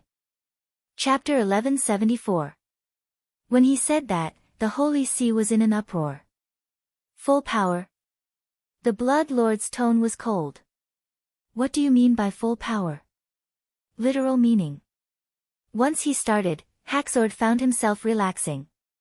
Give up the cities that have finished mining the gods' stone mines, give up most of the land to the Sky Sea realm, and then send all the troops to the Land of Dawn. Not 10 times the current plan, but all, including the existing and new ones, one after another, until the humans perish. Impudent. Is he crazy? Then where will the millions of people in the cities go? Although the letter didn't say, I think it should be the Fertile Plains, that place is wide enough to accommodate all the immigrants, the Sky Lord replied. This isn't ants moving. Mask was so angry that he laughed. If we can't move the birth tower, just moving them there is suicide. Besides, we only have one chance to erect a new tower after the bloody moon descends. It would be good if we can build it in Tequila, but the problem is that Your Excellency's genius general has already given up the Fertile Plains. Isn't it too late to talk about this now? It wasn't that he wanted to give up on Tequila, Haxord thought expressionlessly. The so-called second-hand preparation was just a helpless choice with limited military strength, and the one who rejected the request for reinforcements was the Supreme King. Of course, he would never object to Wang Xinsheng because of this matter. This little bit of grumbling was just his instinct. That's right, instinct. If we consider this line of thought, it's not impossible. He paused. For example, using the deity of gods, absolutely not. Blood Lord interrupted him before he could finish. That is our only hope to counterattack the Sky Sea realm. Using it to deal with the insects? Stop joking. The deity of gods is the core of the third battle of divine will, the king added. Every plan revolves around it. It's impossible to change course because of one person's judgment, even if he's a newly promoted senior lord. There's no need to discuss this further. Since the king had made a decision, it meant that the matter was settled. Haxord breathed a sigh of relief. In fact, even it felt that Osruk's words were too shocking. If not for the strange feeling in its heart, it would not have mentioned the contents of the letter in front of all the Grand Lords, especially the Blood Lords. No matter what, it had done its duty. Also, I think the request to increase the number of troops by 10 times is simply nonsense. Just as the bloody conqueror was about to follow up with another attack, someone suddenly interrupted him. I think we can't completely ignore Osruk's warning. The speaker's voice wasn't loud, but it left everyone stunned. It was the guardian of the capital, Silent Disaster. Even though it was a great Dark Lord, it rarely spoke in the Holy See Assembly. It was also a man of few words, just like its name suggested. At the same time, it was also one of the strongest great Dark Lords. Unlike Mask and Heart of Loathing, who were lacking in strength and had no choice but to use clothing to conceal their flaws, Silent Disaster was extremely pragmatic. Despite having evolved to a high level, it seemed to be clad in a pitch-black armor all day long. Even its head was covered tightly, as though it didn't care about its image or comfort. Reason? The king asked succinctly. In this world, there might be legacy shards that we don't know of. The hall was in an uproar once again. This sentence was even more shocking than Osruk's last words. How is that possible? There are a total of 4 fragments, aren't they determined based on their shape? Do you also think that humans have upgraded through unknown means, so we need to deal with them with all our might? Where did you get this information from? Everyone questioned. No, I don't have any evidence, it's just my own guess. Silent Disaster said slowly, I once saw some incomprehensible scenes in the divine realm. Can you tell me? Half of the king's eyes looked at it. Silent Disaster shook its head. It's hard to describe with words. Please look into my memory, king and everyone. Then it lowered its head. Then the king suddenly opened all its eyes. At that moment, Haxord felt his body tremble. An extremely cold feeling drilled into his mind, and his body's resistance and rejection reached its peak. That was the discomfort caused by the forceful injection of consciousness. No, I'm absolutely loyal to the king. The Sky Lord forcibly suppressed its instinctive resistance and accepted the consciousness. Then a series of strange scenes appeared in front of it, which seemed to be a mixture of countless emotions of fear that could be reflected into the depths of its mind through its eyes, making it difficult to extricate itself. Amidst these images, Haxord could vaguely see the figure of a human standing not far away, as if admiring Haxord's struggle. Haxord knew that these were not simple illusions. Black tentacles representing erosion were frantically attacking him. If he did not think of a way to escape, he would be devoured by the realm of mind. So it fled, and in its haste, it even broke a part of the throne's armrest. The next moment, Haxord suddenly woke up from the other party's memory. In such a short period of time, it already felt a chill run down its back. And the other Grand Lord seemed to feel the same, and for a moment, the hall was filled with heavy panting sounds. At this point, everyone understood the meaning of Silent Disaster's words. It was common knowledge that there was a certain connection between the inheritance shards. When using the inheritance shards to communicate with other races, there was a price to be paid. Generally speaking, the party that had less involvement in the realm of mind would pay more. If it was a witch who appeared in the divine realm, it would not be strange at all. Actively exploring the realm of mind and inadvertently entering it were two completely different things. The latter could not be used as a measure of strength, especially for witches with all kinds of strange abilities. However, that figure was a male. And in the 1,000 years of records, there had never been any signs of a male human being able to use magic power. If it wasn't due to the upgrade, it was really hard to explain this phenomenon. At the same time, Haxord also understood why the other party had waited until today to speak of this matter, to be frightened by a bug that could be crushed to death with a lift of his foot and flee from his throne. It was likely that anyone else would not mention it. It could not help but be curious, would the face hidden under the pitch-black helmet blush? It seemed that wearing armor all day was not without its benefits. Wait. Speaking of which, could it be that this was the reason why Silent Disaster requested the king to change the guardian? As expected, very soon, a Grand Lord looked at it. Your Excellency Firmament, could it be that you also? No, although I have entered the divine realm a few times, I did not see any phenomenon, Haxord hurriedly said with its chest puffed out. If there was, I would definitely report it to the king immediately.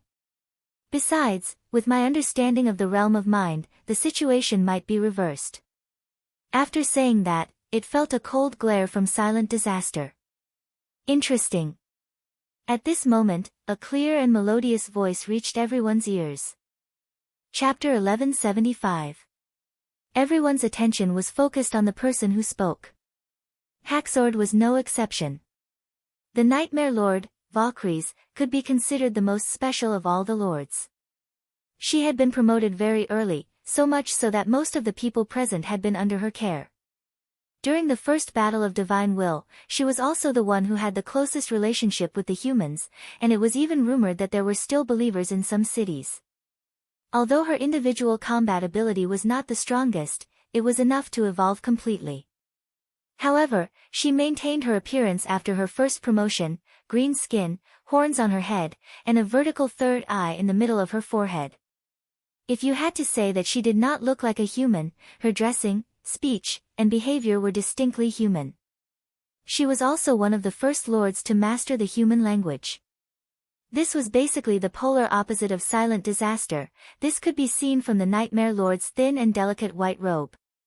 In order to show off her appearance, even the fine threads on her robe were clearly visible, and she looked completely different from the blurry figures of the Blood Conqueror and the others. To be able to spend so much energy on such an unimportant thing and still look so relaxed, it was enough to show her mastery of the realm of mind. If she had been the one scared away, Haxord would not have said a word.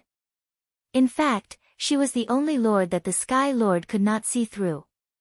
If it were someone else, he would have marked them as disloyal by closing his eyes in the presiding Holy See. More importantly, the king did not seem to have any opinion on this. "Oh. What did you discover?" "I just thought of a possibility." Valkyrie slightly straightened her body. Regardless of whether there really is a way to promote that we do not understand, assuming that this male has the same ability as the witches, then this ability must be related to the realm of mind, and the degree of involvement is not small. Otherwise, with Her Excellency Silent Disaster's ability, she would not have been suppressed to such an extent. The red light under the Silent Disaster's helmet flickered. "I have been guarding the legacy shard for nearly 200 years, and I have seen more than one human, but most of them ended up escaping or being devoured. In the past 200 years, there has only been one person who can look at me as an equal, and it was only 1 or 2 years ago, but she was a female." The words of the witch are not surprising. What I'm trying to say is that it doesn't matter whether the person is male or female. What matters is the ability itself. Perhaps he didn't even realize it himself, but this degree of involvement was enough to leave a mark in the realm of mind. If it's just based on the results, I agree with your judgment. Haxord seized the opportunity to speak. After all, this was its area of expertise. But what's the point? The realm of mind is even more vast than the ocean. It's almost impossible to find these traces. Maybe. Valkyries could not deny it. But I still want to give it a try. By using the connection between the legacy shards, it might not be hopeless. What do you think? It could not help but be stunned. You can already sense the connection between the fragments. The inheritance they received from the underground civilization had greatly improved their ability to use mana, including the resonance of the birth tower. At the same time, they also realized that whether it was through the birth tower or through the legacy shard, it was all done through the realm of mind. Therefore, in theory, as long as they started searching from one end, they would always be able to find the other end. But this was only in theory. The realm of mind was full of chaos and disorder. It was like an ocean full of whirlpools. Trying to find a thin thread hidden under the surface of the sea was very difficult. Besides, the deeper they went, the more they would be affected by the turbulence of the realm of mind. They would need to use all their strength just to maintain themselves, not to mention trying to find the faintly discernible connection. It had never thought of such a method. Could it be that the other party's understanding of the origin of magic had already surpassed its own level? Probably, Valkyrie said unhurriedly. But we won't know until we try. If we can come into contact with the traces left behind by the other party, we might be able to find out the answer we want to know. No, even if we find it, it won't be of much use, Haxord thought to itself. The realm of mind was too complicated. Even those of the same race who had ascended needed a lot of searching, feeling, and guessing to find the truth, not to mention those of a different race. If they tried to understand it by force, they would only fall into confusion and madness. He wanted to say this, but when he saw the other party's pure white robe, he swallowed his words. That might be the case for others, but for the Nightmare Lord, it wasn't so sure. The legacy shard is now under the care of the Sky Lord. If you want to try, go find him, the king said. Yes. Valkyries put her hand on her chest. But there are too many uncertainties in this idea, and the time it will take is immeasurable. If human beings really find a new way to ascend, it's very likely that irreparable losses will be caused before we know the answer. If I understand correctly, His Excellency the Sky Lord is prepared for two things. After losing Tequila, there's only one option left, right? If there's another problem, won't 400 years of preparation go down the drain? You worry too much. Blood Conqueror said in a muffled voice. I was the one who presided over Osruk's ascension ceremony. After he became an ascended, he learned a lot about human beings from me. Valkyries closed her eyes and rested again. His talent was fully revealed during the learning period. I don't think his warning is groundless. As for the proposal to send more troops, I support it. Me too, Silent Disaster echoed. The king was silent for a moment and looked at the frontline commanders. Without affecting the entire defense line, is it possible to send 10 times the planned number of troops to reinforce the Sky Lord? King, I'm only asking if there is or not. There was a brief silence in the hall. To Hacksword's surprise, after a while, Mask spoke first. Yes, King, I can do it. As long as you invest enough resources in my research, I can cultivate more powerful and diverse symbiotic demons. Their growth cycle is not limited by their mother, and their individual combat ability is far above that of the primordial demons. It's not impossible to send 10 times the troops. More importantly, they won't affect the front line at all. But that will consume a lot of God's stones, the Heart of Abhorrence said worriedly. If we don't control them well, it's no different from destroying our own foundation. As long as we can crush those bugs, we can make up for the losses.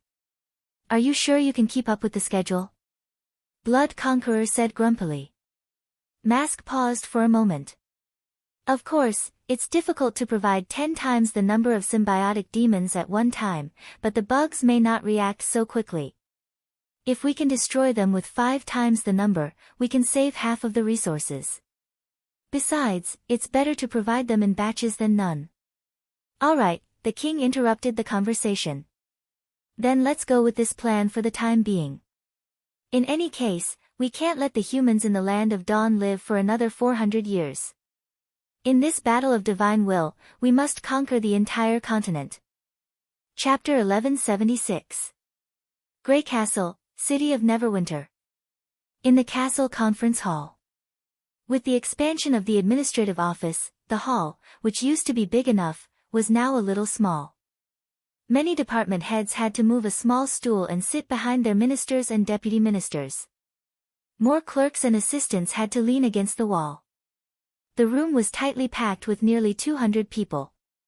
It seemed that there was a need to build a special conference hall in the castle area to meet the needs of all kinds of meetings in the future. Roland thought, these are only the senior officials of Neverwinter.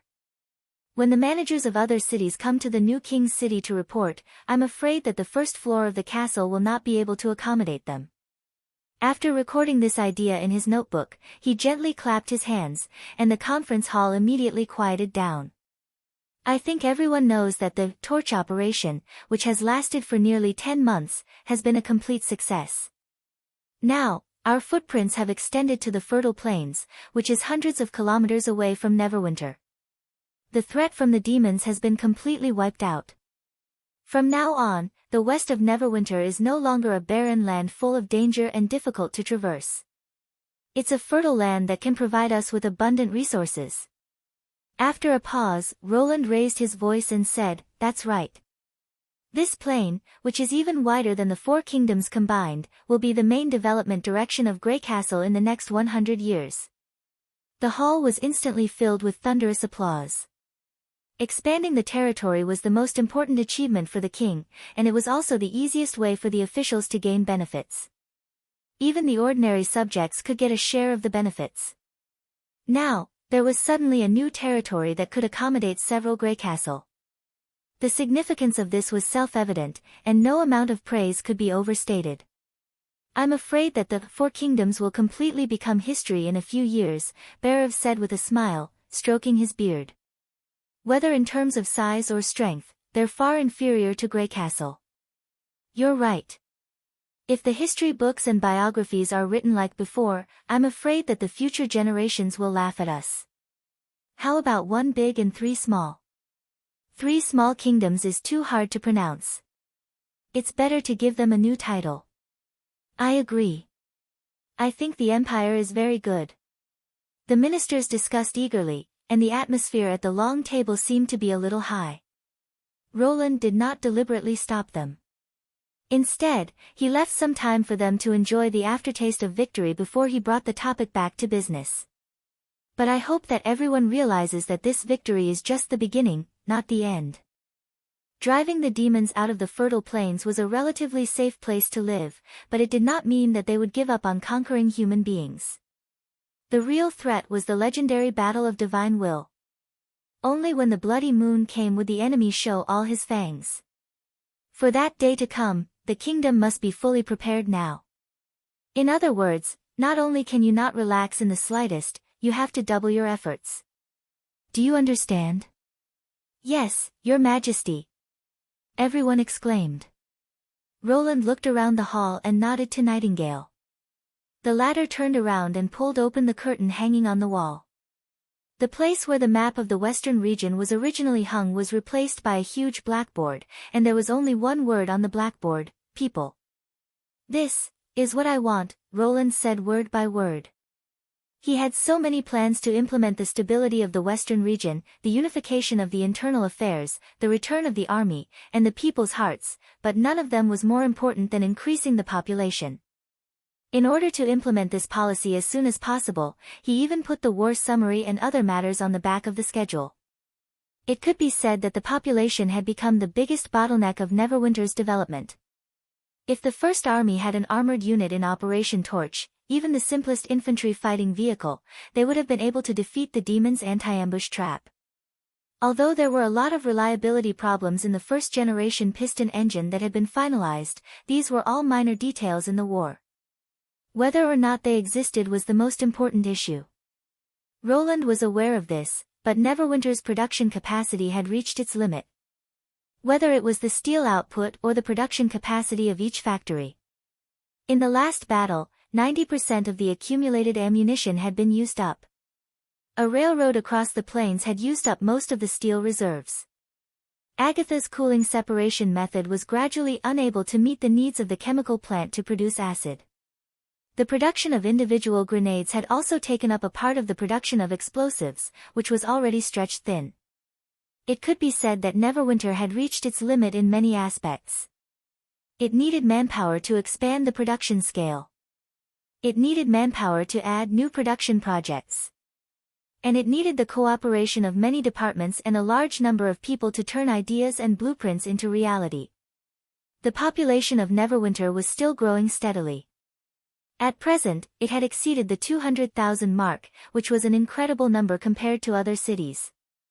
In another decade or so, Neverwinter would become the core of the whole continent, and it would have no problem to have a population of more than 1 million. If not for the unexpected turn of events in the northern expedition, he would probably have accepted this result. However, the fact was that the demon's actions had deviated from everyone's expectations. Although the reason was not clear, Roland felt a little uneasy. Even if the demons had gathered a large army and fought with the First Army in Tequila, causing more than half of the soldiers to be killed or wounded, and it would have taken them more than half a year to capture the city, it would have been more reassuring. Long-term battles were part of the plan. But the demons did not do that. The deviation from the strategic plan meant that the situation had changed in some invisible places. The uneasiness brought by the unknown made him unable to be satisfied with the current growth rate. Coupled with the return of the army, he decided to take some extreme measures to shorten the process. Your Majesty, this has always been the focus of the administrative office, Berev stood up and replied. According to the statistics, the inflow of foreign population has not only not stopped, but is also steadily increasing. It is estimated that in 5 years, the population will double. I can't wait for 5 years, Roland interrupted him. If possible, I hope to achieve or even exceed this goal within this year. Everyone could not help but gasp. 200,000 people a year. Your Majesty, I'm afraid it's difficult to achieve. the director said hesitantly. To achieve the inflow trend you mentioned, it's not possible to have such a large-scale migration unless there is a riot or famine. You're talking about natural changes, but I'm talking about the administrative order. If we implement coercive measures, it's not a difficult goal to achieve. In a nutshell, this long-term plan can be divided into 3 parts. Roland held up 3 fingers and said in turn. Chapter 1177. I will only mention the framework and basic requirements here. You will decide how to implement it.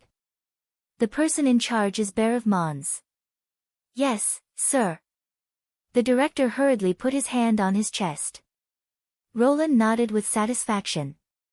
After so many years of experience, Berev had developed the habit of complying and doing his best to carry out his orders, no matter how unreasonable they sounded. The interconnected structure of the administrative office was also enough to support the resources needed to concentrate efforts on something big. Then listen carefully. Roland gestured to Nightingale to paste the white cloth she had prepared in advance on the blackboard. First is the equivalent migration within the Kingdom of Greycastle. Oh! Everyone's eyes lit up when they saw the content on the cloth. The white cloth explained several characteristics of the policy in the form of pictures and text. It was concise and clear, and it could be said to be clear at a glance. This was the original manual version of the PowerPoint presentation, and it was Soroya who provided the technical support. As a drawing dog who once mingled in the Design Institute, making a PowerPoint to fool the client was just a basic skill. Compared to boring empty talk that easily lost key information, this kind of explanation was obviously more attractive. The population distribution of Greycastle had obvious characteristics of the times. After a great noble became a lord, he would gradually build a city, and the surrounding land would be enfeoffed to the lower nobles, and so on.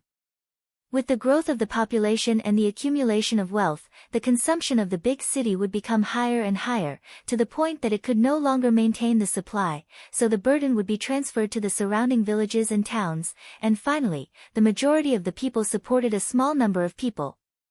This situation not only limited the size of the city, but also basically solidified the flow of class. Those big cities seemed to have a large population and were very lively, but compared to the independent small towns. In fact, the total population of the surrounding towns and villages was far greater than the city they supported.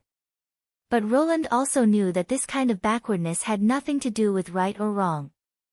It was purely caused by low productivity. In a situation where the level of production could not meet the requirements of the reform, most of the labor force was firmly tied to the land, and they could only enjoy a small portion of their output for the rest of their harvest to be handed over to the nobles to maintain their dignified lives. During the recruitment of refugees in the past few years, the administrative office had also paid attention to the changes in the local population and made a rough estimate. The final conclusion was that the population of Greycastle should be between 2 to 4 million. During this period, the war between the second prince and the third princess, as well as the plague released by the church had caused about 500,000 to 600,000 deaths. It had also turned the Eagle City in the south and the Valencia in the east into ruins. Even so, there was still a large number of people scattered all over Greycastle, and only a small portion of them flowed into the western region.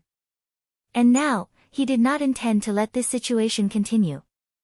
The distribution and planting of the golden No. 2 wheat seeds would bear fruit in another month. In other words, they could already predict the arrival of a bumper harvest. High-yield cotton had also been fully spread in the port of Clearwater, and it wouldn't be long before they were able to deliver a sufficient amount of cloth to all parts of the kingdom. Big cities no longer needed 10 times their population to supply supplies. Now, the output of one person was equivalent to the hard work of 10 or even 20 people in the past. In addition, the nominal unification of Greycastle had been completed. The power of all the regions had been returned to the central government, and the fief no longer belonged to the Lord of China. Instead, it was a subordinate administrative organization that obeyed his orders. Now, it could be said that the hardware and software of the forced migration were in place, and it was the best time to implement it. The so-called equal migration, in short, was to give the immigrants equal conditions to reduce the dissatisfaction caused by the forced migration. For example, if the immigrants had a residence in the village and 2 acres of land, the administrative office would also allocate the same resources to them in the newly developed land after they came to Neverwinter. This would not only speed up the development of the Northwest Plains, but also effectively relieve the shortage of manpower in Neverwinter. Of course, no matter how nice the plan sounded, Roland knew that forced migration was the real meaning of it. Whether they were willing or not, they had to leave their familiar homeland and go to a strange city with confusion and anxiety. This process was destined to be a difficult one. Driving people out of their land and forcing them to go to the city and work in factories was not as simple as freeing them from their shackles. This period of change in history could be described as extremely bloody. First, the land cultivated by the villagers was taken back, occupied, and expelled, so that they had nothing but themselves. Then, they were restricted by laws and whips. Some countries even issued laws that allowed those who had not worked for a long time to be executed to force them to join the mass production. Although Roland knew that he could not do that and planned to compensate them after the migration, he would not change the original intention of the forced migration. He knew very well what he was doing. As for the second cross-border conscription, it was the foreign version of the forced migration. Unlike the Kingdom of Dawn, which was the least affected, the Kingdom of Everwinter and the Kingdom of Wolfheart had both been wiped out by the Church and lost their legal rulers. According to the information collected by Hill, these 2 kingdoms had not yet returned to normal. There were many feudal lords in different places, and all the powerful lords claimed that they had found the illegitimate bloodline of the late king. It was obvious that they were in a state of division, and no one was willing to submit to the other. As a result, the plan of acting king like the one in the Kingdom of Dawn was obviously not feasible. "Do you mean, we'll send the first army?" Berev was slightly surprised to see the new white cloth. "Do you think those nobles will sit back and watch us take away their property?" Roland took a sip of tea and said matter-of-factly, "I think they don't care about anything except power, wealth, and more territory, whether it's demons or the battle of divine will.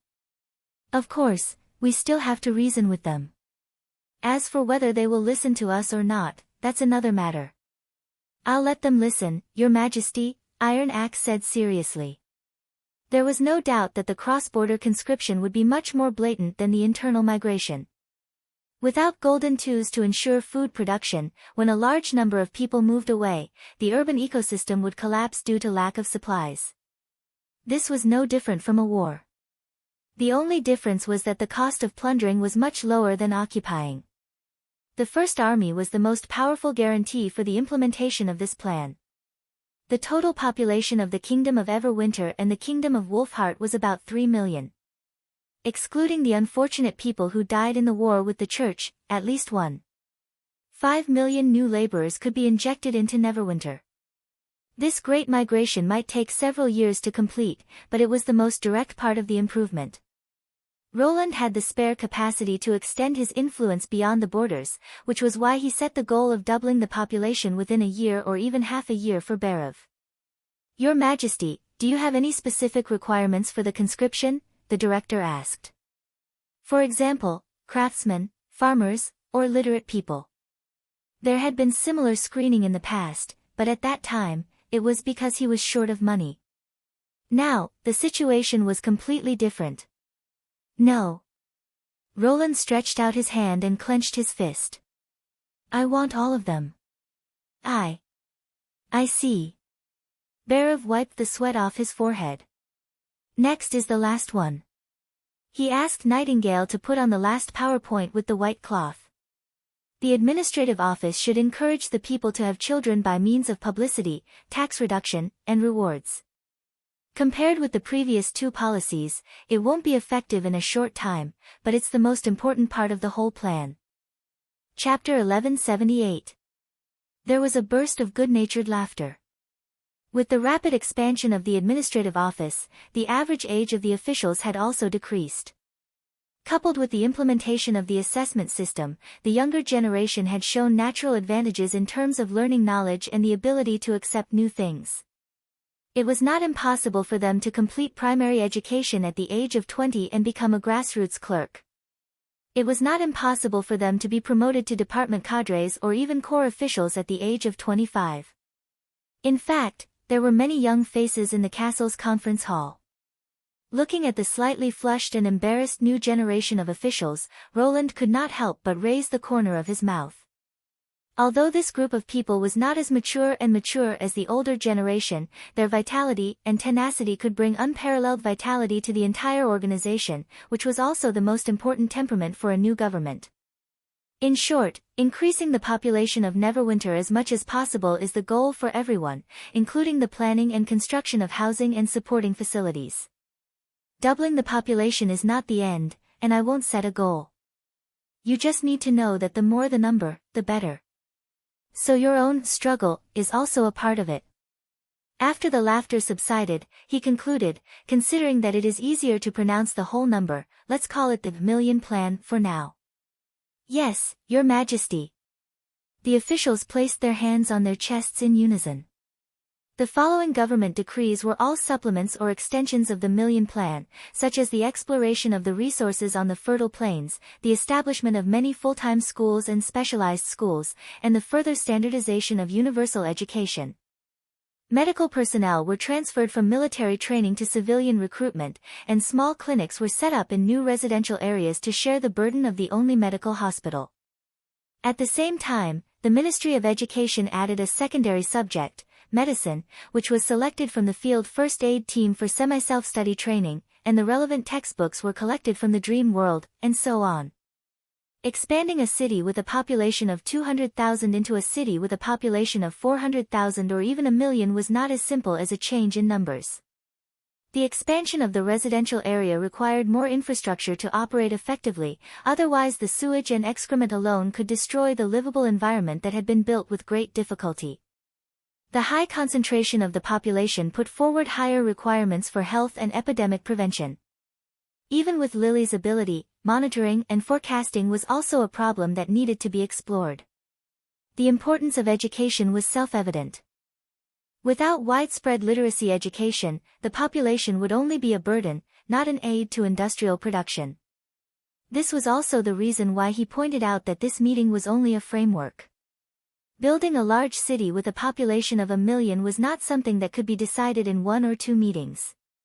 In order to find a suitable path for Greycastle, the administrative office had to keep exploring and practicing. While everyone was excited about the plan to build the largest city in history, Berev suddenly asked hesitantly, "Your Majesty, are you going to send all these people to the factory?" Roland nodded. "Or the engineering team, the First Army, the Research Institute, as long as it's useful. But that may cause the administrative office to fall into a predicament of insufficient funds." The director hesitated. Nowadays, the main income of the administrative office comes from the sale of chaos drinks, perfume, steam engines, and other commodities. As you know, the latter is realized through the Joint Chamber of Commerce. The payment is made every 3 to 6 months, and the people's salary is fixed every month. The amount is about 80,000 golden dragon. Currently, the former is far greater than the latter, so we don't have to worry about the stock of funds. But if the number of people doubles, the situation will be different. Are you worried that if the payment is delayed for a few months, Neverwinter won't be able to pay the salary? Roland raised his eyebrows and asked with interest. Berev was indeed an assistant to the Minister of Finance for many years. Roland was delighted that he could link the population plan to the economic problem so quickly. Exactly. Berev wrote on the notebook as he said, and the salary will continue to increase with the number of years of service, so the expenditure will only increase. But the total production of chaos drinks is limited. Adding the 1 million chaos drinks to the plan will greatly reduce the purchasing power of the Kingdom of Everwinter and the Kingdom of Wolfheart, and the future income will inevitably decline.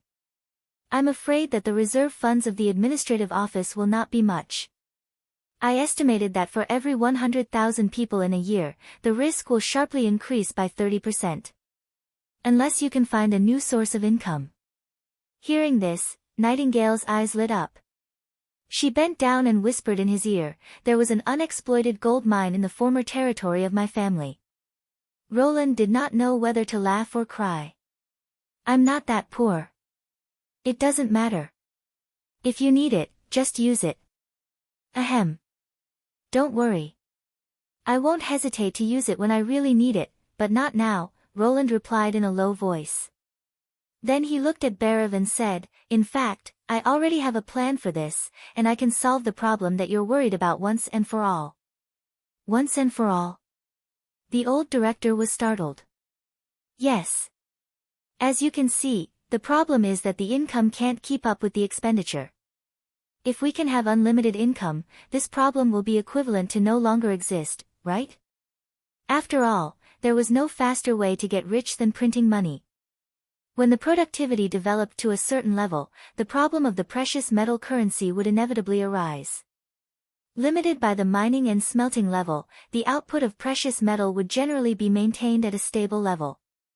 However, when the production technology improved by leaps and bounds, it was very likely that in a short period of time, goods with a value far higher than the value of the currency would be produced.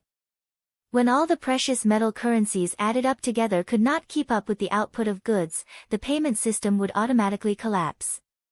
However, the credit currency did not have this limitation. The point notes that he had previously given to the witches were an experiment.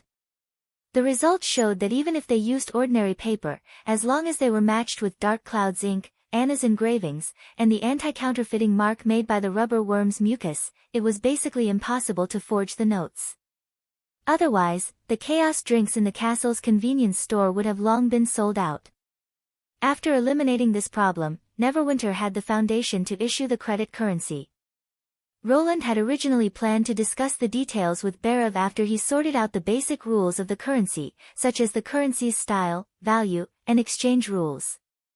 However, now that Berev had brought up this problem, he did not mind revealing some information first. Just when Roland was about to briefly explain his idea to the confused ministers, the door of the meeting room was suddenly pushed open and Phyllis quickly walked in. Your Majesty, there's a new intelligence report from the front. Pasha hopes that you and your subordinates can immediately go to the underground hall. So urgent? Chapter 1179. In the core hall of the third border city.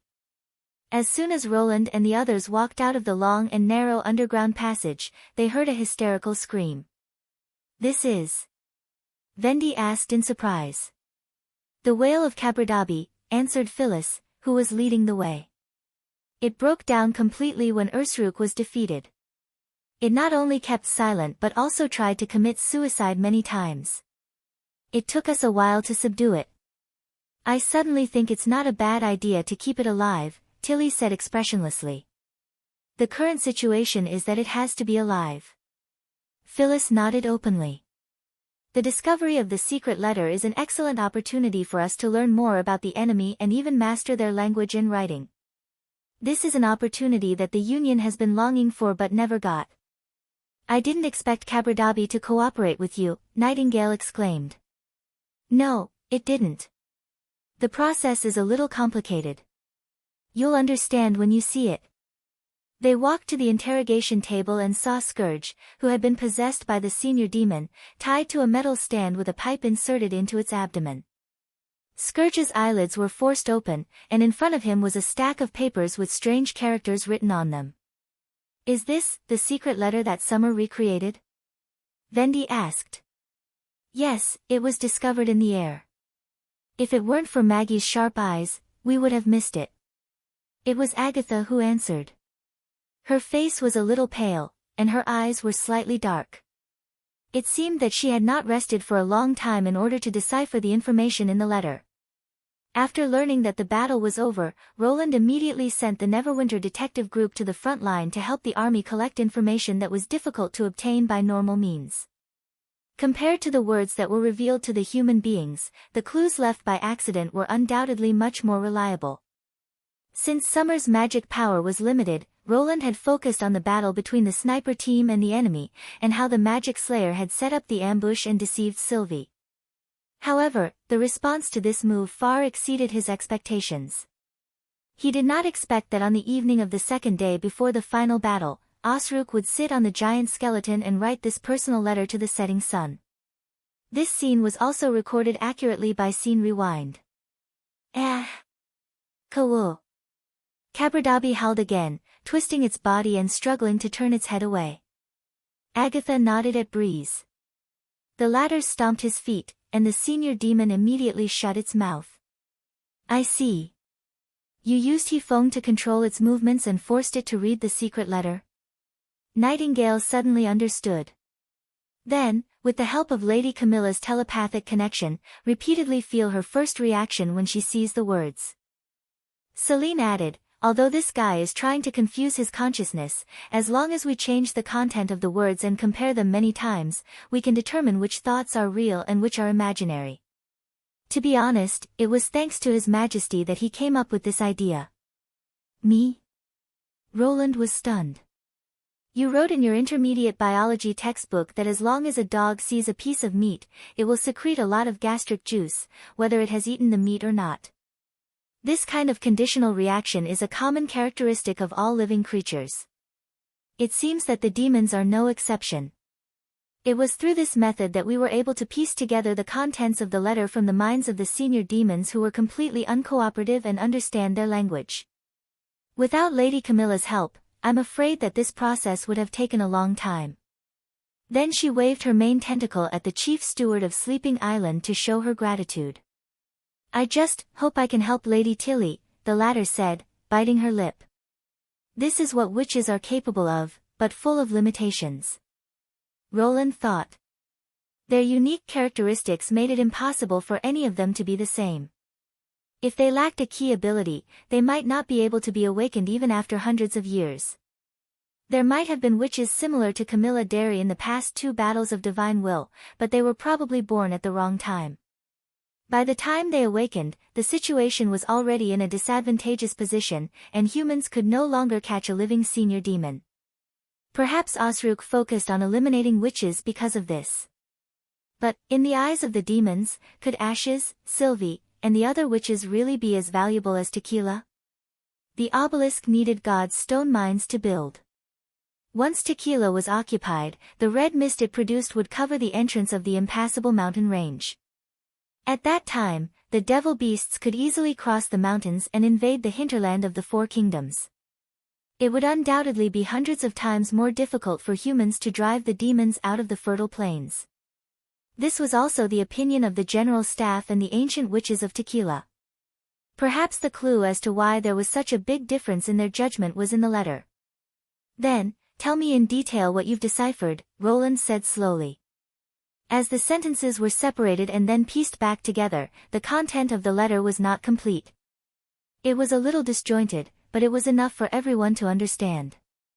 As Celine reconstructed the sentences into his mind, Roland could not help but have the illusion that she was whispering into his ear. Sky Lord, the decisive battle is coming soon. I've made sufficient preparations, both for the enemies and for myself. In the past month, I've heard the call of more than once. The omen is so clear, perhaps I will usher in a breakthrough in this battle. I know this will bring you criticism, but it will not affect your plan for the Western Front. If we succeed, the enemies will lose the means they rely on, and we will regain the upper hand in the battle. If we increase the number of troops tenfold, the humans will definitely lose. But this battle is not without suspense. If I fail, please treat the humans as an opponent on par with us and annihilate them, even if we have to give up the fathomless abyss. As long as we can obtain their legacy shards, we still have the hope of defeating the Sky Sea realm. Finally, please send my regards to the King and Lord Nightmare. When Osrook finished displaying the entire letter, Roland felt a layer of cold sweat oozing out of his back. He finally knew why Phyllis was so anxious. From the result, the enemy had undoubtedly failed. Not only did it not wipe out the sniper squad, but it had also died in the hands of Ashes. But this also meant that the situation had been led to the second hypothesis.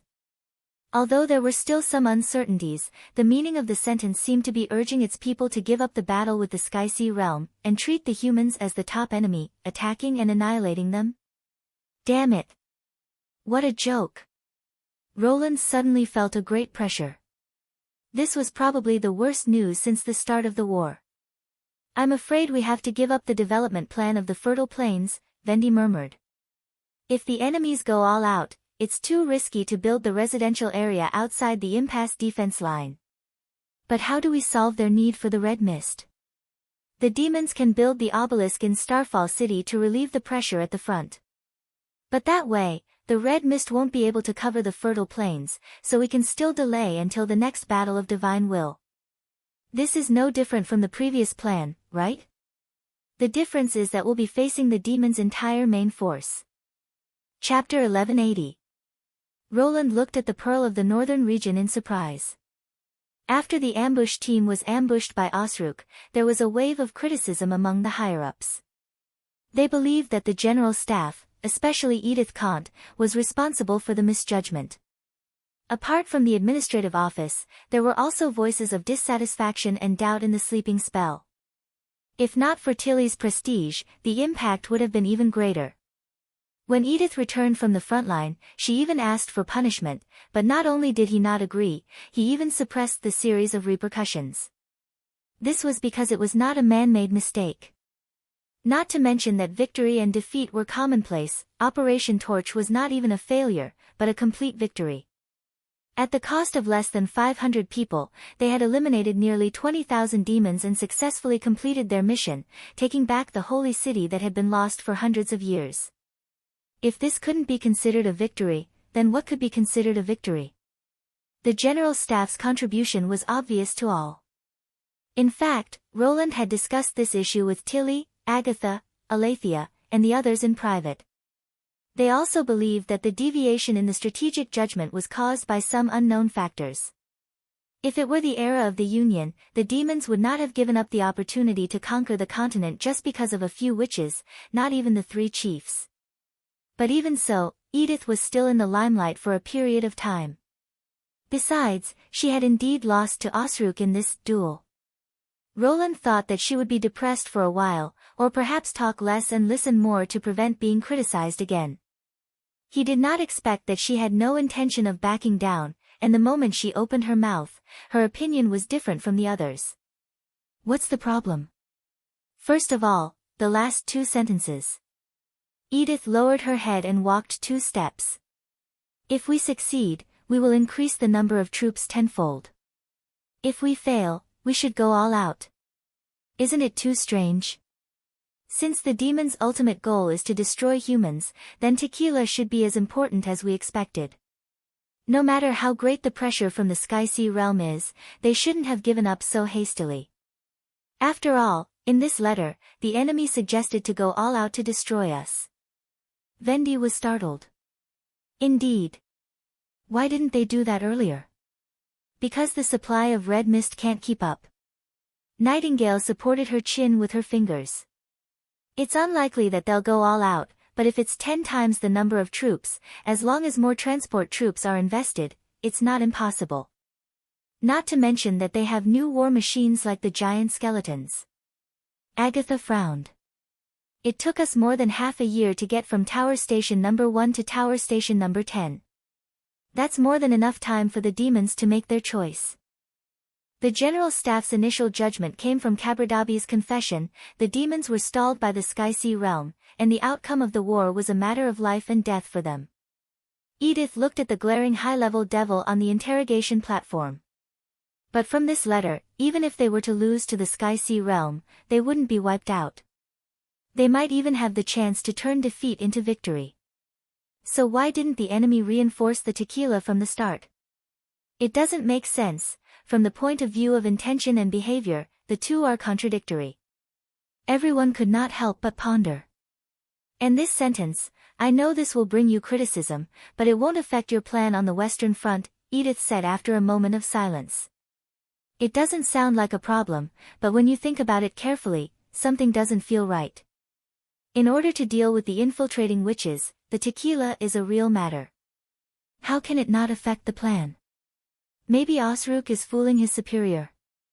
Roland said thoughtfully.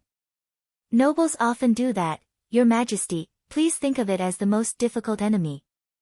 Edith said seriously. If you can't imagine it, just think of it as me among the demons. Do you think I would do such a thing? Looking at her slightly clenched fists, Roland suddenly understood a lot. It turned out that she was not as calm as she looked on the surface, nor was she completely unaffected by the gossip behind her back. Instead, she was suppressing her anger in her heart. She did not want to lose to the senior demon lord. Well, since they're not fooling around, it means that Tequila can be replaced in the plan.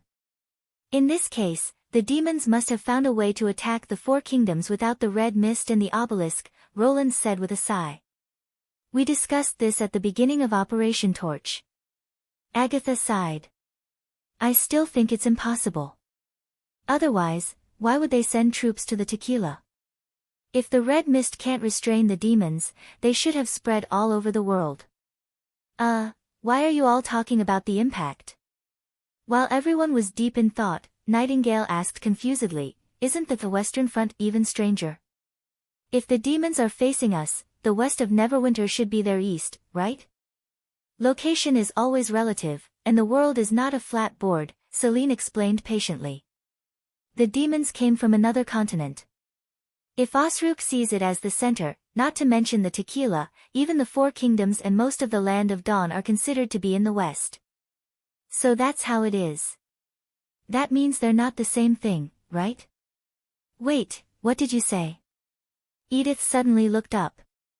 They're not the same thing. Nightingale asked uncertainly. The Pearl of the Northern Region's eyes lit up. She walked quickly to a long table with many maps piled up on it. She unrolled the papers one by one, glanced at them, and then threw them aside. Finally, her eyes stopped on a very abstract drawing. Roland looked at it for a while before he could recognize that it was a map of the entire kingdom of Everwinter based on the handwriting on it. She pointed at the blank area north of the Snow Ridge, which was the northernmost part of the kingdom of Everwinter. She turned to Celine and asked, what's on it? Mountains. They stretch for thousands of miles, like the back of a hedgehog. From south to north, they almost encircle one side of the Land of Dawn. We also call it the spine of the continent. Has the Union explored this area before? Of course. The Quest Society once drew a map of the entire Land of Dawn, including the spine of the continent. Just drawing a map? Edith asked eagerly. Is there no more specific record? What are you trying to say? Agatha asked confusedly. It's not easy to make a map. There are not only a lot of mountains, but also a lot of them. The impassable mountain range can be seen as the tail of the mountain, and the widest part of the mountain is enough to fit the entire Grey Castle. The mountains are very steep, and most of them are covered by snow all year round. What's the point of marking every mountain? I think we may have overlooked something.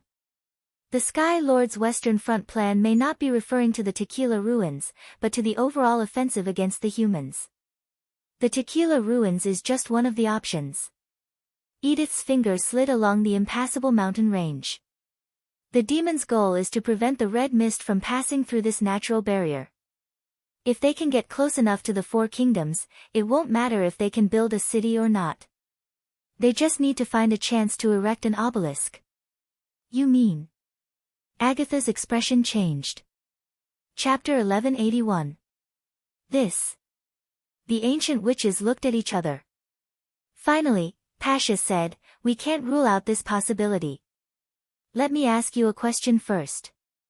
How did you find the God's Stone of Retaliation veins in the past? Roland asked. The method we used 1,000 years ago is untraceable, but I think we probably relied on luck, Celine replied. After the Union came into being, the Quest Society was also established. Searching for the God's Stone of Retaliation veins was one of our main tasks. Roland could not help but think of the triangular positioning map that marked Tequila, the Misty Forest, and the North Slope Mountain Mine. It was through this map that lightning found Agatha in the ice. The buried ancient history was also connected to the present world at that moment. Because the God's Stone of Retaliation has a strong shielding effect, we used this feature to carry out the search. 600 or 700 years ago, witches like Sylvie, Nightingale, Lightning, and Isabella could all become explorers. During peacetime, as many as 100 witches searched and found 6 veins, 3 of which were suitable for building large cities, Celine continued. Later, we came into contact with the magic technology of the underground civilization and began to search with the magic core. As long as we modulated the core ability appropriately, we could sense within a range of about 100 kilometers. The southern end of the Misty Forest and the Hermes Plateau were the two results. Unfortunately, by then, the bloody moon had arrived and the demons had destroyed everything we had accumulated. So, exploring the ridge area is really not very meaningful for the Union, Roland said slowly. Ordinary people can't enter, and witches can't take care of everything. However, it should be very inconvenient for the demons to erect an obelisk in this place. That's right. Edith nodded. At least, it's unlikely that all the demons will be mobilized.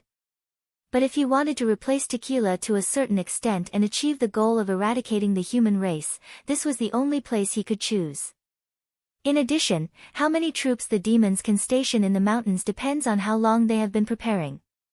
If the Western Front plan mentioned by Osrook included many preparations from the beginning. That was at least half a year ago, Iron Axe said in a low voice. Your Majesty. I understand. Roland looked at everyone.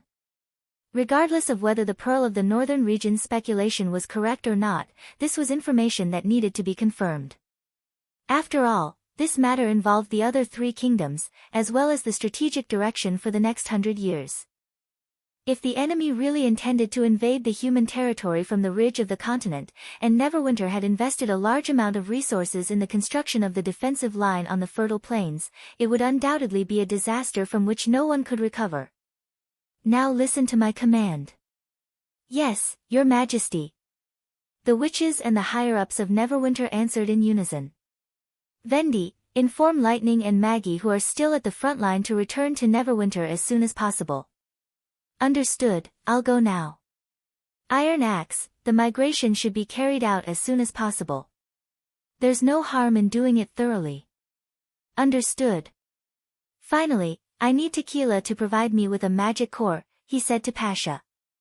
Considering that aerial reconnaissance may miss some information, I need your help to eliminate the hidden danger completely. At your service, Your Majesty. Celine called out to Roland just as everyone was about to leave. I have something to show you. Following the man to the underground laboratory, he was surprised to see that the table in the lead chamber was filled with 4 yellow stones that looked similar to the magic ceremony cube. You've assembled 4 Rubik's cubes. He couldn't wait to step forward and pick up a stone to play with. Compared to the sample found in the Cursed Temple, the replica Rubik's cube was sharper, and the lines were more distinct. It had a brand new vibe to it. Yes, but their properties are slightly different. I think it might have something to do with the raw materials. Maybe the radioactive race added something else to the materials when they made the samples. However, this difference won't affect its usage. I've already tested it on chickens. It's good to have a difference. Roland mourned for the chicken in his heart for a second. After all, boiling water requires endurance, not lethality. You can continue your research in this direction. No problem. Do you still need these trial products? Of course. This is the dawn of a new energy source. Roland praised generously.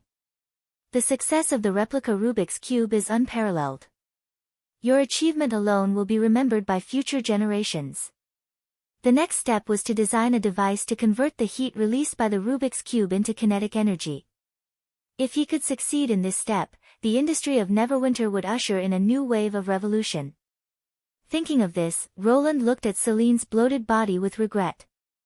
You should have been on the platform in the central square, receiving the cheers and congratulations of the people, and your name should have been on the list of outstanding contributions to Neverwinter.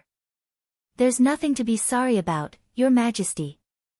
I made up my mind the day I decided to become the original carrier. Celine smiled. It's just my job. Besides, you fulfilled my wish in the dream world. Soon, Roland's order was translated into the will of the kingdom, which radiated from Neverwinter to the rest of the country. At the top of the castle, more than 10 birds would soar into the sky every day and fly to the northeast with secret letters. Every port and every fleet would contribute their strength to the Great Migration. The First Army would take paddle steamers to the port of Clearwater, Sewanshire, and other port towns in batches. There, they would transfer to seagoing ships and set off for the north. Even though the specific plan had not been formulated at the moment, and some of the junior officers did not even know what they were going to do, but with just a single order, they led the soldiers who had just finished their vacation to regroup and set off on a journey to a foreign country. In the city of Glow in the Kingdom of Dawn. After receiving the secret letter from Hill Fox, Horford Quinn immediately summoned his son and said, "Go to Seaside Bay and Dragon Castle immediately and ask the local lords to provide supplies to all the ships passing by Grey Castle. Also, at least one dock will be empty for their exclusive use. The royal family will pay for all the expenses." "Father, are you sure?" Horn frowned. "This is a lot of money. And setting up a dedicated dock will affect the loading and unloading of other merchant ships." "That's enough." Horford interrupted his son. "Just do as I say." The latter bit his lip and finally bowed his head. "Yes, father."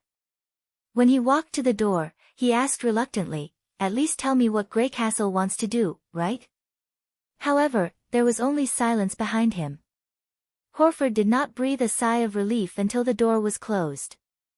He got up, walked to the window, and looked in the direction of the neighboring country. The world order is going to change.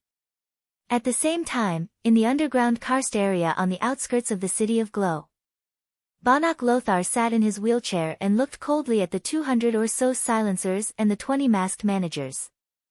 This was the power he had accumulated for decades, and it was also the foundation of his foothold in the Black Money Chamber of Commerce. Over the years, we have bet a lot on the forces in the Kingdom of Wolfheart and the Kingdom of Everwinter. Now it's time to reap the benefits. After staring for a long time, Banach said in a hoarse voice, "According to reliable information, Grey Castle's troops will soon enter the territories of these two kingdoms. No matter what they want to do, your task is to provide as much help as possible, money, food, information. Whatever they need, Black Money must do its best to satisfy them. Do you understand?" "Yes, sir." "Very good. Go." Without any hesitation, everyone bowed and quickly disappeared into the cave that extended in all directions. Banach took out an empty bottle from his pocket. This was the 5th bottle of potion they had sent to him since he killed Apan Moya for the oracle. "One more bottle. One more bottle, and God will accept me into the immortal realm," he murmured in his heart as he clenched the bottle with trembling hands. Chapter 1182. 2 days after the order was issued, Lightning and Maggie returned to Neverwinter before the storm swept across the entire human continent. When the two of them walked into the office, Roland could not help but be stunned. Maggie had not changed much, except that she was much bigger than half a year ago. She looked more like a goose than a pigeon when she squatted on her partner's head. To his surprise, it was the Lightning. Her hair had grown a lot longer and hung down from her ears to her shoulders. Probably because she had been on a reconnaissance mission for a long time, she barely had time to take care of her hair. Her face was also dirty, and her flight suit was patched up. There were a few simple and ugly bags on her thighs, chest, and arms, which seemed to have been sewn by herself.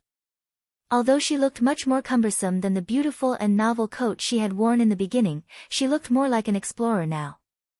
But the biggest change was in her eyes and expression. It was as if she had changed from the image in his memory and was no longer the little girl in the past. "Your Majesty, what can I do for you?" Lightning asked after bowing to Roland. "If the demons really have this plan, the consequences will be unimaginable. So I hope you two can go to the Kingdom of Everwinter and investigate the mountains in the north that no one has ever set foot in. The demons can't live without the supply of red mist. If they want to enter the mountains, they must leave some traces. There's actually such a thing." Lightning could not help but frown. Fortunately, Maggie found the letter. "But Your Majesty, what if the demons go underground? My ability is limited, and it's hard to find a hidden target in the air." "That's the worst-case scenario," Edith said. Judging from the result of Operation Torch, the demons' digging ability was far inferior to that of human beings who had devouring worms. But looking at the whole picture, it was unlikely that the demons, who had occupied half of the land of Dawn and had a deeper understanding of magic power, did not find any underground civilization ruins. Since the Union could find worm carriers through exploring the ruins, the demons must have the same possibility. No traces of the carrier were found in the Tequila battle, but it did not mean that there were none in the ridge of the continent. The gods' punishment witches will set off from the shallow port with a magic core. If you don't find the enemy, that will be the last resort. I see. I will try my best. Lightning nodded. However, it will take at least a month to travel from the south of Grey Castle to the north of Everwinter.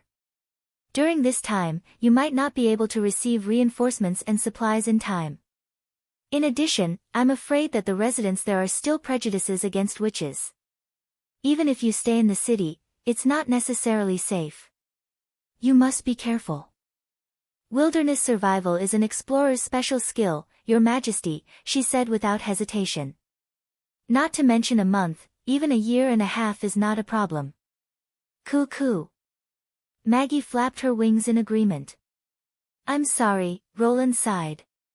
You've just come back, and I'm asking you to go somewhere further. Your Majesty, you're too kind. Lightning turned her head and her voice became a little low. Compared to those who sacrificed themselves to fight against the demons, compared to Sister Ashes, this is nothing. But after a while, she regained her spirit and said, since this is a new expedition, then according to the usual practice, can you? Roland was a little startled and then reacted. Of course. He stood up and walked out from behind the desk. Lightning raised her hand, but when she saw the stains on her sleeves, she suddenly retracted her hand. Ah, no need. I forgot to change my clothes first. The smell on my body is quite unpleasant. Forget it, however, before she could finish her words, Roland had reached out and hugged her. Thank you. I'll ask the tailor to make you a few more flying jackets according to the current style. You can wear them in turns in the wilderness. Lightning suddenly quieted down. After a long time, she said in a low nasal voice, okay. Me too, Coo. Maggie stretched out her head. You've worked hard, too.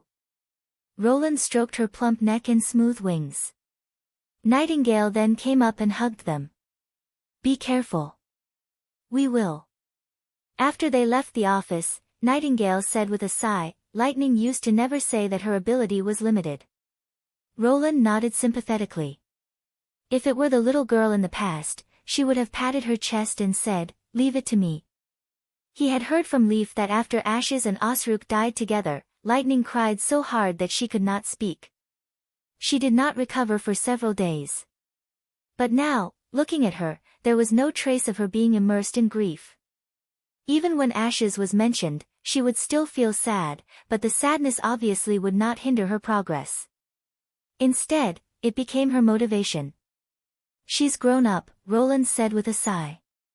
Although it would be better to move the immigrants as soon as possible, the journey from Grey Castle to the Kingdom of Wolfheart and the Kingdom of Everwinter would take months.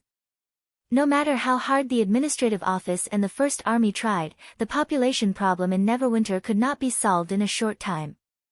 This not only hindered many new projects that had been planned for a long time, but also limited the expansion of the existing industries. Moreover, the demon's threat did not disappear with the Tequila's victory as expected. All these problems piled up and put a lot of pressure on Roland. Fortunately, the successful imitation of the magic ceremony cube provided him with a way to promote his magic power. As long as there was no plan for him to confirm, he would stay in Anna's North Slope laboratory and try to make a new generation of power source using the magic cube as the core. After sending Lightning, Maggie, and the Roland with the magic core, he spent most of his time on this project. After all, once the magic steam engine made a breakthrough, it would bring more benefits than any other project. Besides Anna, Celine also volunteered to participate in this epoch-making research. Since the laboratory was located in a remote area and was heavily guarded, they did not have to worry about being accidentally seen by the subjects. The assembly ability that she demonstrated during the research was also truly amazing.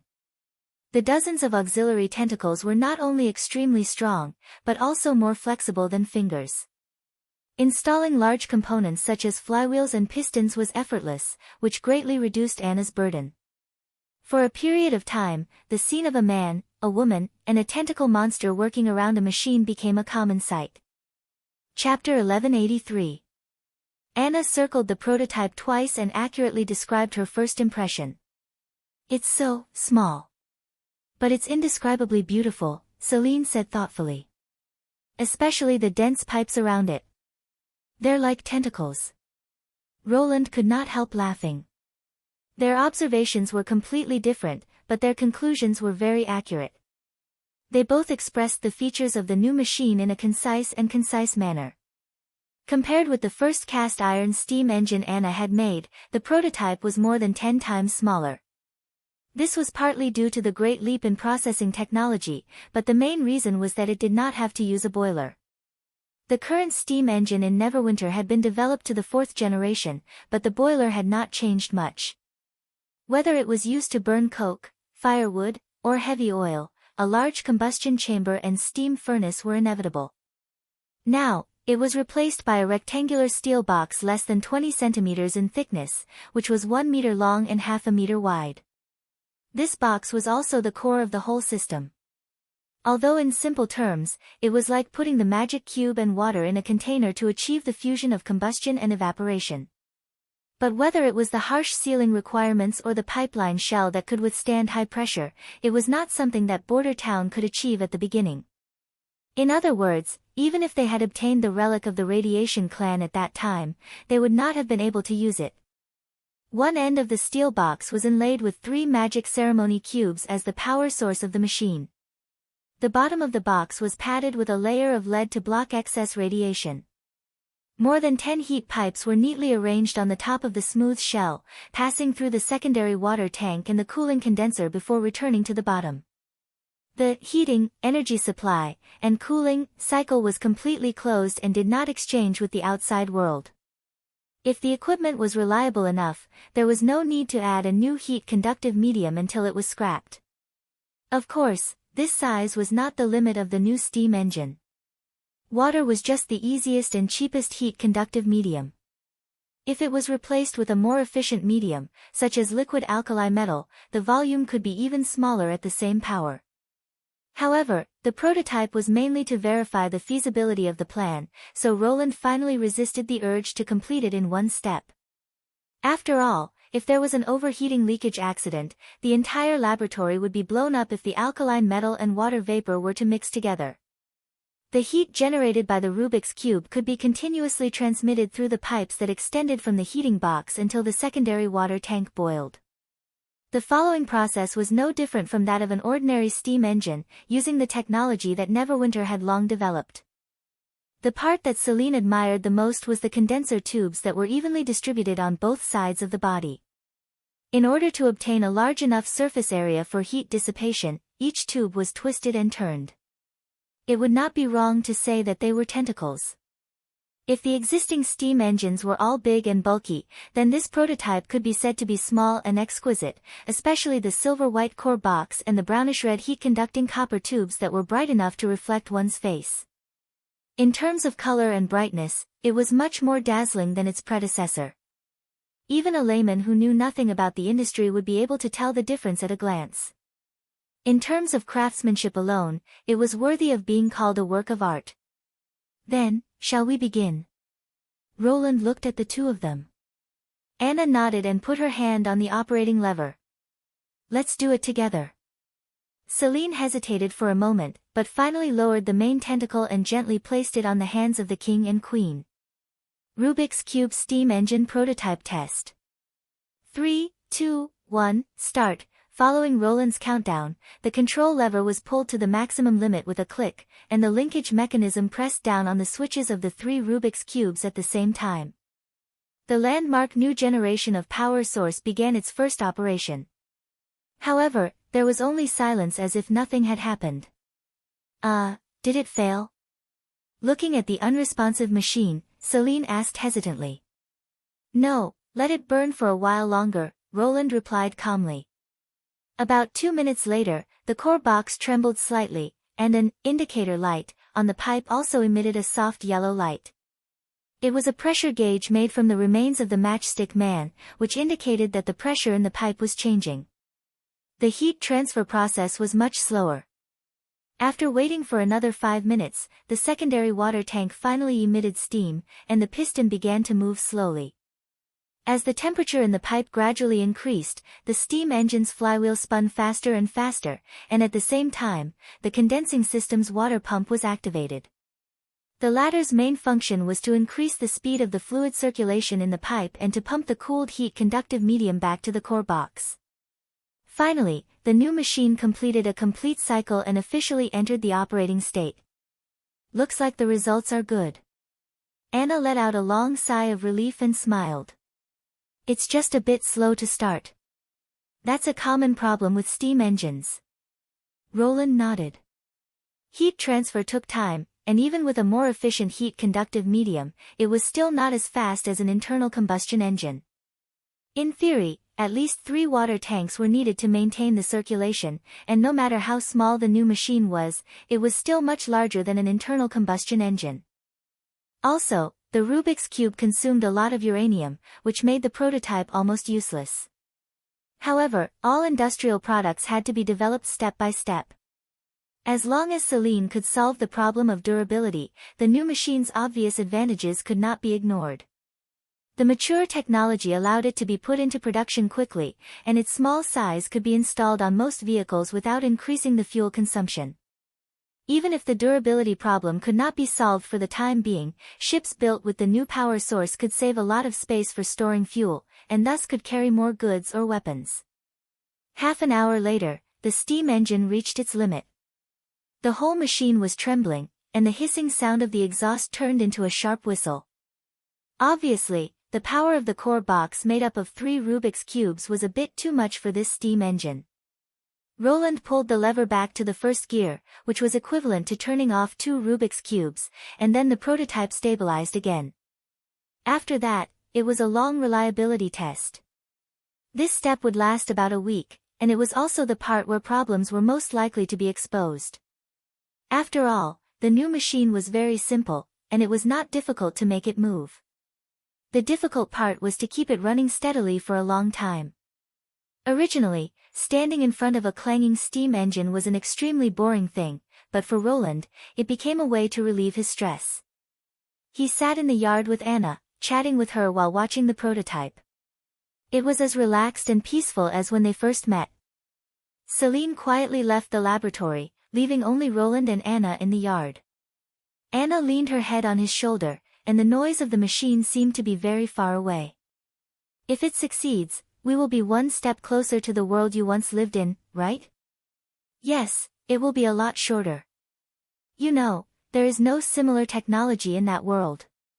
Can you also make a 4-wheeled car that can be driven by one person? Yes, if you like, I can design a simple one for you to try. Great. Anna sounded a lot more excited. By the way, what are you going to name this machine? Does it have to have a name? Roland asked with a smile. Of course. She looked very serious. Well, Black Technology number 1 or Rubik's Cube Power, which one do you choose? How is it black? Really, I choose the latter one. But how do we distinguish the different models with the name? Simple. One Rubik's Cube represents one cylinder, and the prototype will be called 3 cylinders Rubik's Cube Power. What do you think? Something is strange. Don't worry about the details. Chapter 1184. The experiment lasted for several days.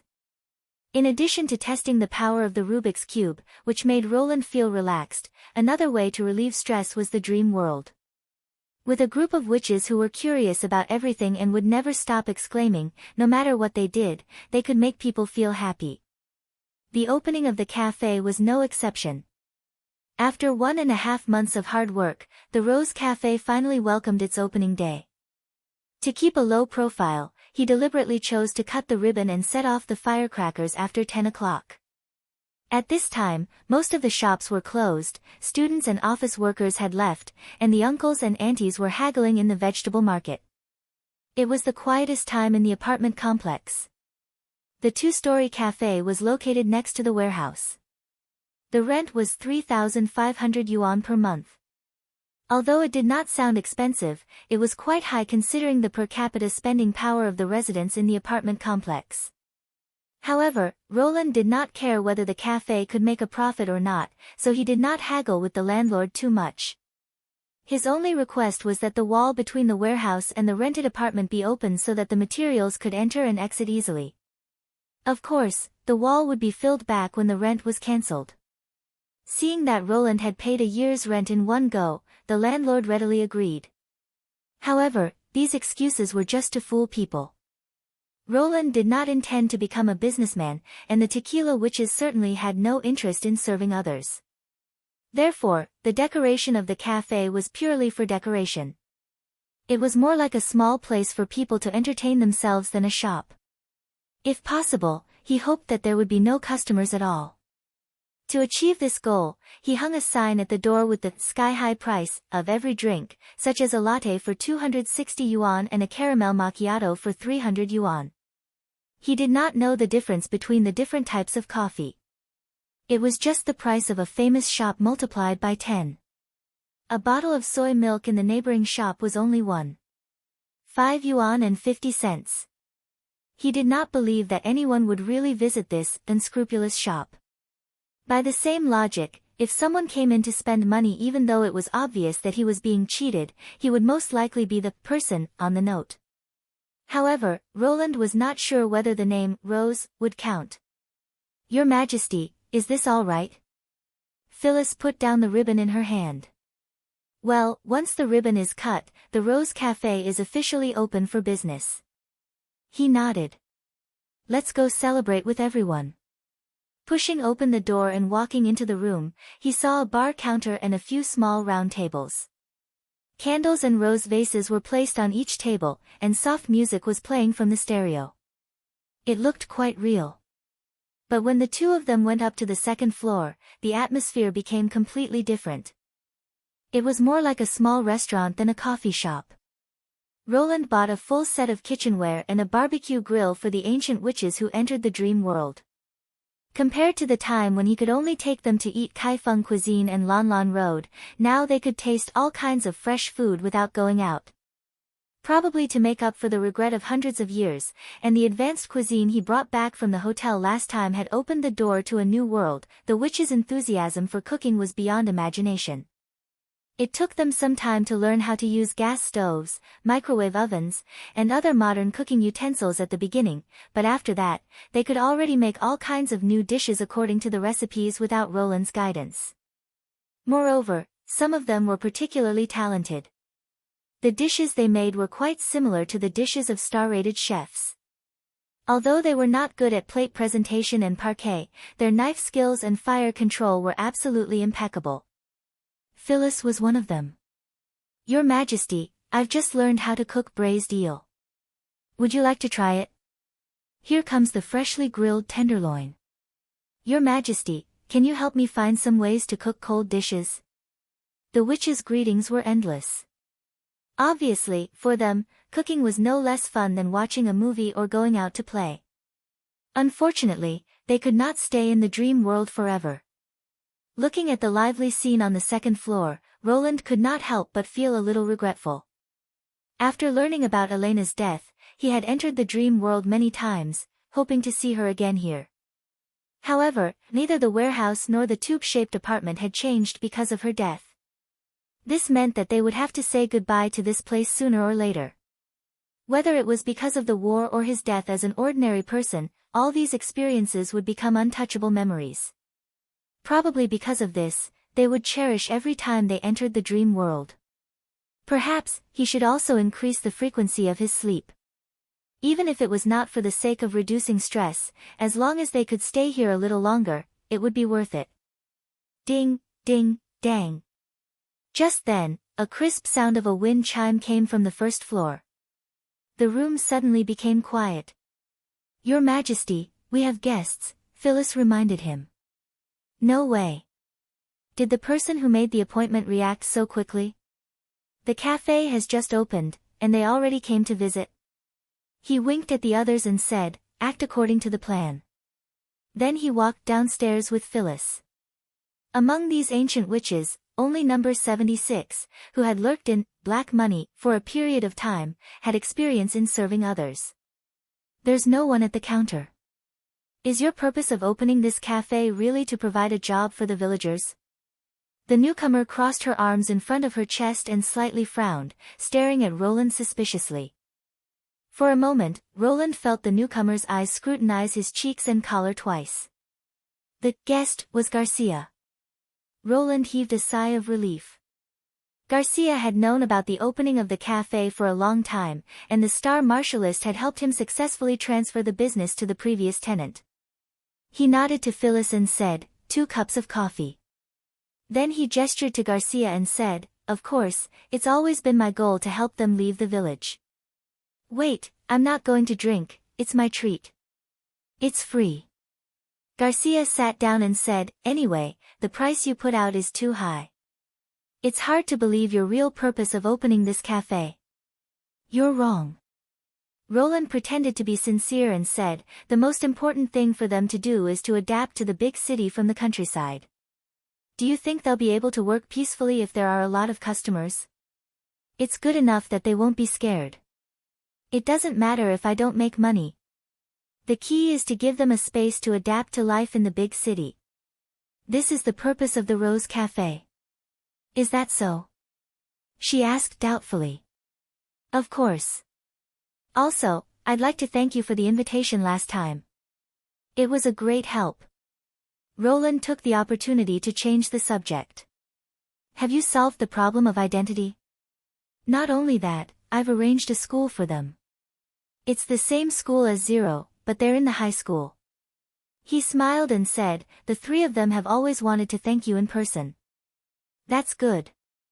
Garcia's expression softened a lot. You don't have to thank me. After all, it's all because of your efforts. In order not to give my father and the media an excuse, I chose not to stand up. Roland shook his head and said, it's enough for you to do this. They fell into silence for a while. Here's the coffee. Please enjoy it. Phyllis's voice broke the silence. Garcia came to her senses and seemed to want to hide something. She lowered her head and picked up the cup. By the way, I have something important to tell you. Is it related to the Martialist Association? Roland was not surprised. After all, Garcia was not the kind of person who would drop by for no reason. She nodded and said, yes, there's a task assigned to you by the higher-ups. I don't think it's an exhibition match or something like that. I heard that the preliminaries of the new martial arts contest are about to begin. Chapter 1185. Joint Annihilation. Roland felt that this word was incompatible with the rule of law. The corner of his mouth twitched and he said, it sounds like a big deal. It's not as complicated as you think. Garcia seemed to have read his mind. There have been several missions like this before. It's just that the association has enough information about the fallen evils and decided to catch them all at once. Compared with hunting alone or being attacked by fallen evils, it's much safer to take the initiative and prepare in advance. Have you participated in it before? Ah. Garcia paused for a moment and said, I've only heard about it from my master. I wasn't qualified to participate in a joint annihilation mission before. This is the first time. She paused, looked down at the coffee cup in her hand and said, maybe you don't care about this, but I still have to make it clear. The moment you got the hunting license, your position was already above mine. The association asked me to inform you because you haven't been in the association for a long time, so there may be some mistakes in the handover. That's all. If you don't think it's appropriate, I'll go back and tell the association. No, that's fine. Roland hurriedly interrupted her. He had joined the Martialist Association to solve the mystery of the erosion and the force of nature. He had robbed fallen evils to make money and support his family. He had never thought about contributing to the association, let alone becoming a regional leader. Since you're the one who introduced me to the martialist profession, you should take responsibility, understand? Garcia was stunned. She raised her head and stared at him for a while before she burst into laughter. Responsible? You're such a strange person. It's obviously a shameless excuse to be lazy, but I always feel like I'm taking advantage of you. Although she said so, she looked a lot more relaxed. Good that you know. Roland shrugged and said, let's get back to business. Besides you and me, who else will participate in this mission? Who's our target? In order to avoid leakage, we usually only reveal this information after everyone has arrived. Garcia took a big gulp of coffee and said, but I heard that some new martialists are also on the list. It seemed that the internal structure of the association was not completely united. He nodded. Then what's the meeting time and place? Tomorrow night at 6 p.m., the location is in the southern suburbs. I will send the exact location to your phone. At that time, you can go by yourself, or you can take my car. I can do it alone, Roland quickly said. If he were to ride with her, how would he be able to take a witch with him? Garcia curled her lips. Whatever you want. She waved at Phyllis and handed her a note. I'm Roland's neighbor. I live at 0827. If you encounter any trouble in this city, I mean, anything against your will, you can call this number. I'll be happy to help. Phyllis blinked. Thank you. You're welcome. She patted him on the shoulder with a smile and waved to the door. See you tomorrow. With a series of crisp chimes, Garcia's figure disappeared behind the door. She's a good person. Phyllis sighed. Your Majesty, are you sure you want to go? Since the association has named me, I can't refuse. Just take it as payment for the hunting license. Roland said casually, anyway, I'm not the only participant. As long as I pay a little attention, I should be fine. Besides, it's not bad to participate in this kind of activity once in a while. After all, beating people up was also a way to relieve stress. Moreover, he had witches to help him, so it would be difficult for anything to go wrong. Then I'll inform Lady Pasha to change a group of combat witches to help you, Phyllis bowed and said. After some enthusiastic registration and simple screening, the participants were quickly determined. They were still the first batch of witches to enter the dream world, Phyllis, Faldi, Ling, and Donnan. Their abilities were both concealment and tracking, so they were suitable for this backstage support job. The next afternoon, Roland and his team drove the van to the address on the GPS. On the map, the destination was a highway service area in the suburbs. Undoubtedly, this was an impromptu meeting point. It was convenient for them to arrive at the destination, and it would not attract attention when they changed vehicles. The Martialist Association was quite thoughtful. However, when he got off the ramp and entered the service area, he found that he had made a big mistake. There were dozens of dazzling luxury cars parked in the parking lot, and passers-by stopped to watch and point at them from time to time. What was even more exaggerated was that there were several groups of people gathered around, screaming excitedly one after another. Their posture was no different from chasing after a celebrity. At a glance, it was obvious that a celebrity martial artist had been recognized. Luo, look over here. Can I take a picture with you? Are you here to shoot a commercial? Is that Mr. Yulong, the runner-up of the last competition? Wow, he smiled at me. He's so handsome. Hey, are you guys really here for a mission? Roland silently rolled his eyes. As soon as he parked the van, he saw Garcia walking toward him. Be careful. Got it. Donnan summoned Lightless Curtain and covered the 3 people in the back seat. Roland turned off the engine and got off the van. He greeted Garcia, you're really fast. You're a hunter with a hunting license now. Why do you still drive this kind of crappy thing? Garcia was puzzled. I know you like to keep a low profile, but this has nothing to do with keeping a low profile. It's even shabby. Really? He spread out his hands. I don't think there's a car more convenient than this. Whether it's to the supermarket or the market, it can carry a month's worth of food for several people. Other cars can't do that. Of course, the more important reason was that you never knew how many fighters could fit in a van. Okay. Garcia seemed to accept his explanation helplessly. If you don't mind other people's opinions. Of course. Roland smiled indifferently. Are those guys with shiny faces also martial artists participating in this mission? Yes, but don't say such rude words to anyone except me. Garcia glared at him. According to the time of joining, they're all your seniors. What about according to their positions? That's even harder to say. In the eyes of insiders, you're now the representative of the old school. Garcia sighed. If there's a chance to embarrass you in a mission, I'm sure they won't miss it. I thought all martialists would be like you and focus on saving the world, Roland muttered. By the way, you belong to the new school, right? Is it okay for you to be so close to me? Not everyone cares about the conflict between the new and the old, Garcia said grumpily. Besides, didn't you ask me to be responsible for this mission? You're right. Roland couldn't help laughing. Thank you. As your senior, let me briefly introduce them to you. But you've probably met some of them at my father's banquet, so I'll just tell you the three most important ones. Garcia raised her eyebrows at the center of the crowd. Luo Hua, a famous martialist. He's a skillful fighter and has many admirers. He ranked 10th in the last martial arts competition, the best result in this city. Although he started his career early, he's only 22 years old this year, which is quite an achievement. Mr. Yulong, age unknown, probably between 30 and 35. He comes from a martialist family and is one of the representatives of the new school. That's how he got his nickname.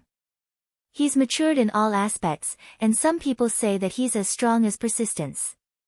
He was the runner-up in the last martial arts competition and should be ready to win this time. If nothing goes wrong, he'll be the captain of this mission. Garcia paused and looked around for a while as if she was looking for a target. After a while, she pointed at a pavilion in the outer ring of the stadium. And the last one is probably the one you need to pay attention to the most. Roland looked in the direction she was pointing. Fei Yuhan, the rising star who rose in the shortest time. She's only awakened 5 years ago, but she's already made it to the finals of the martial arts competition twice.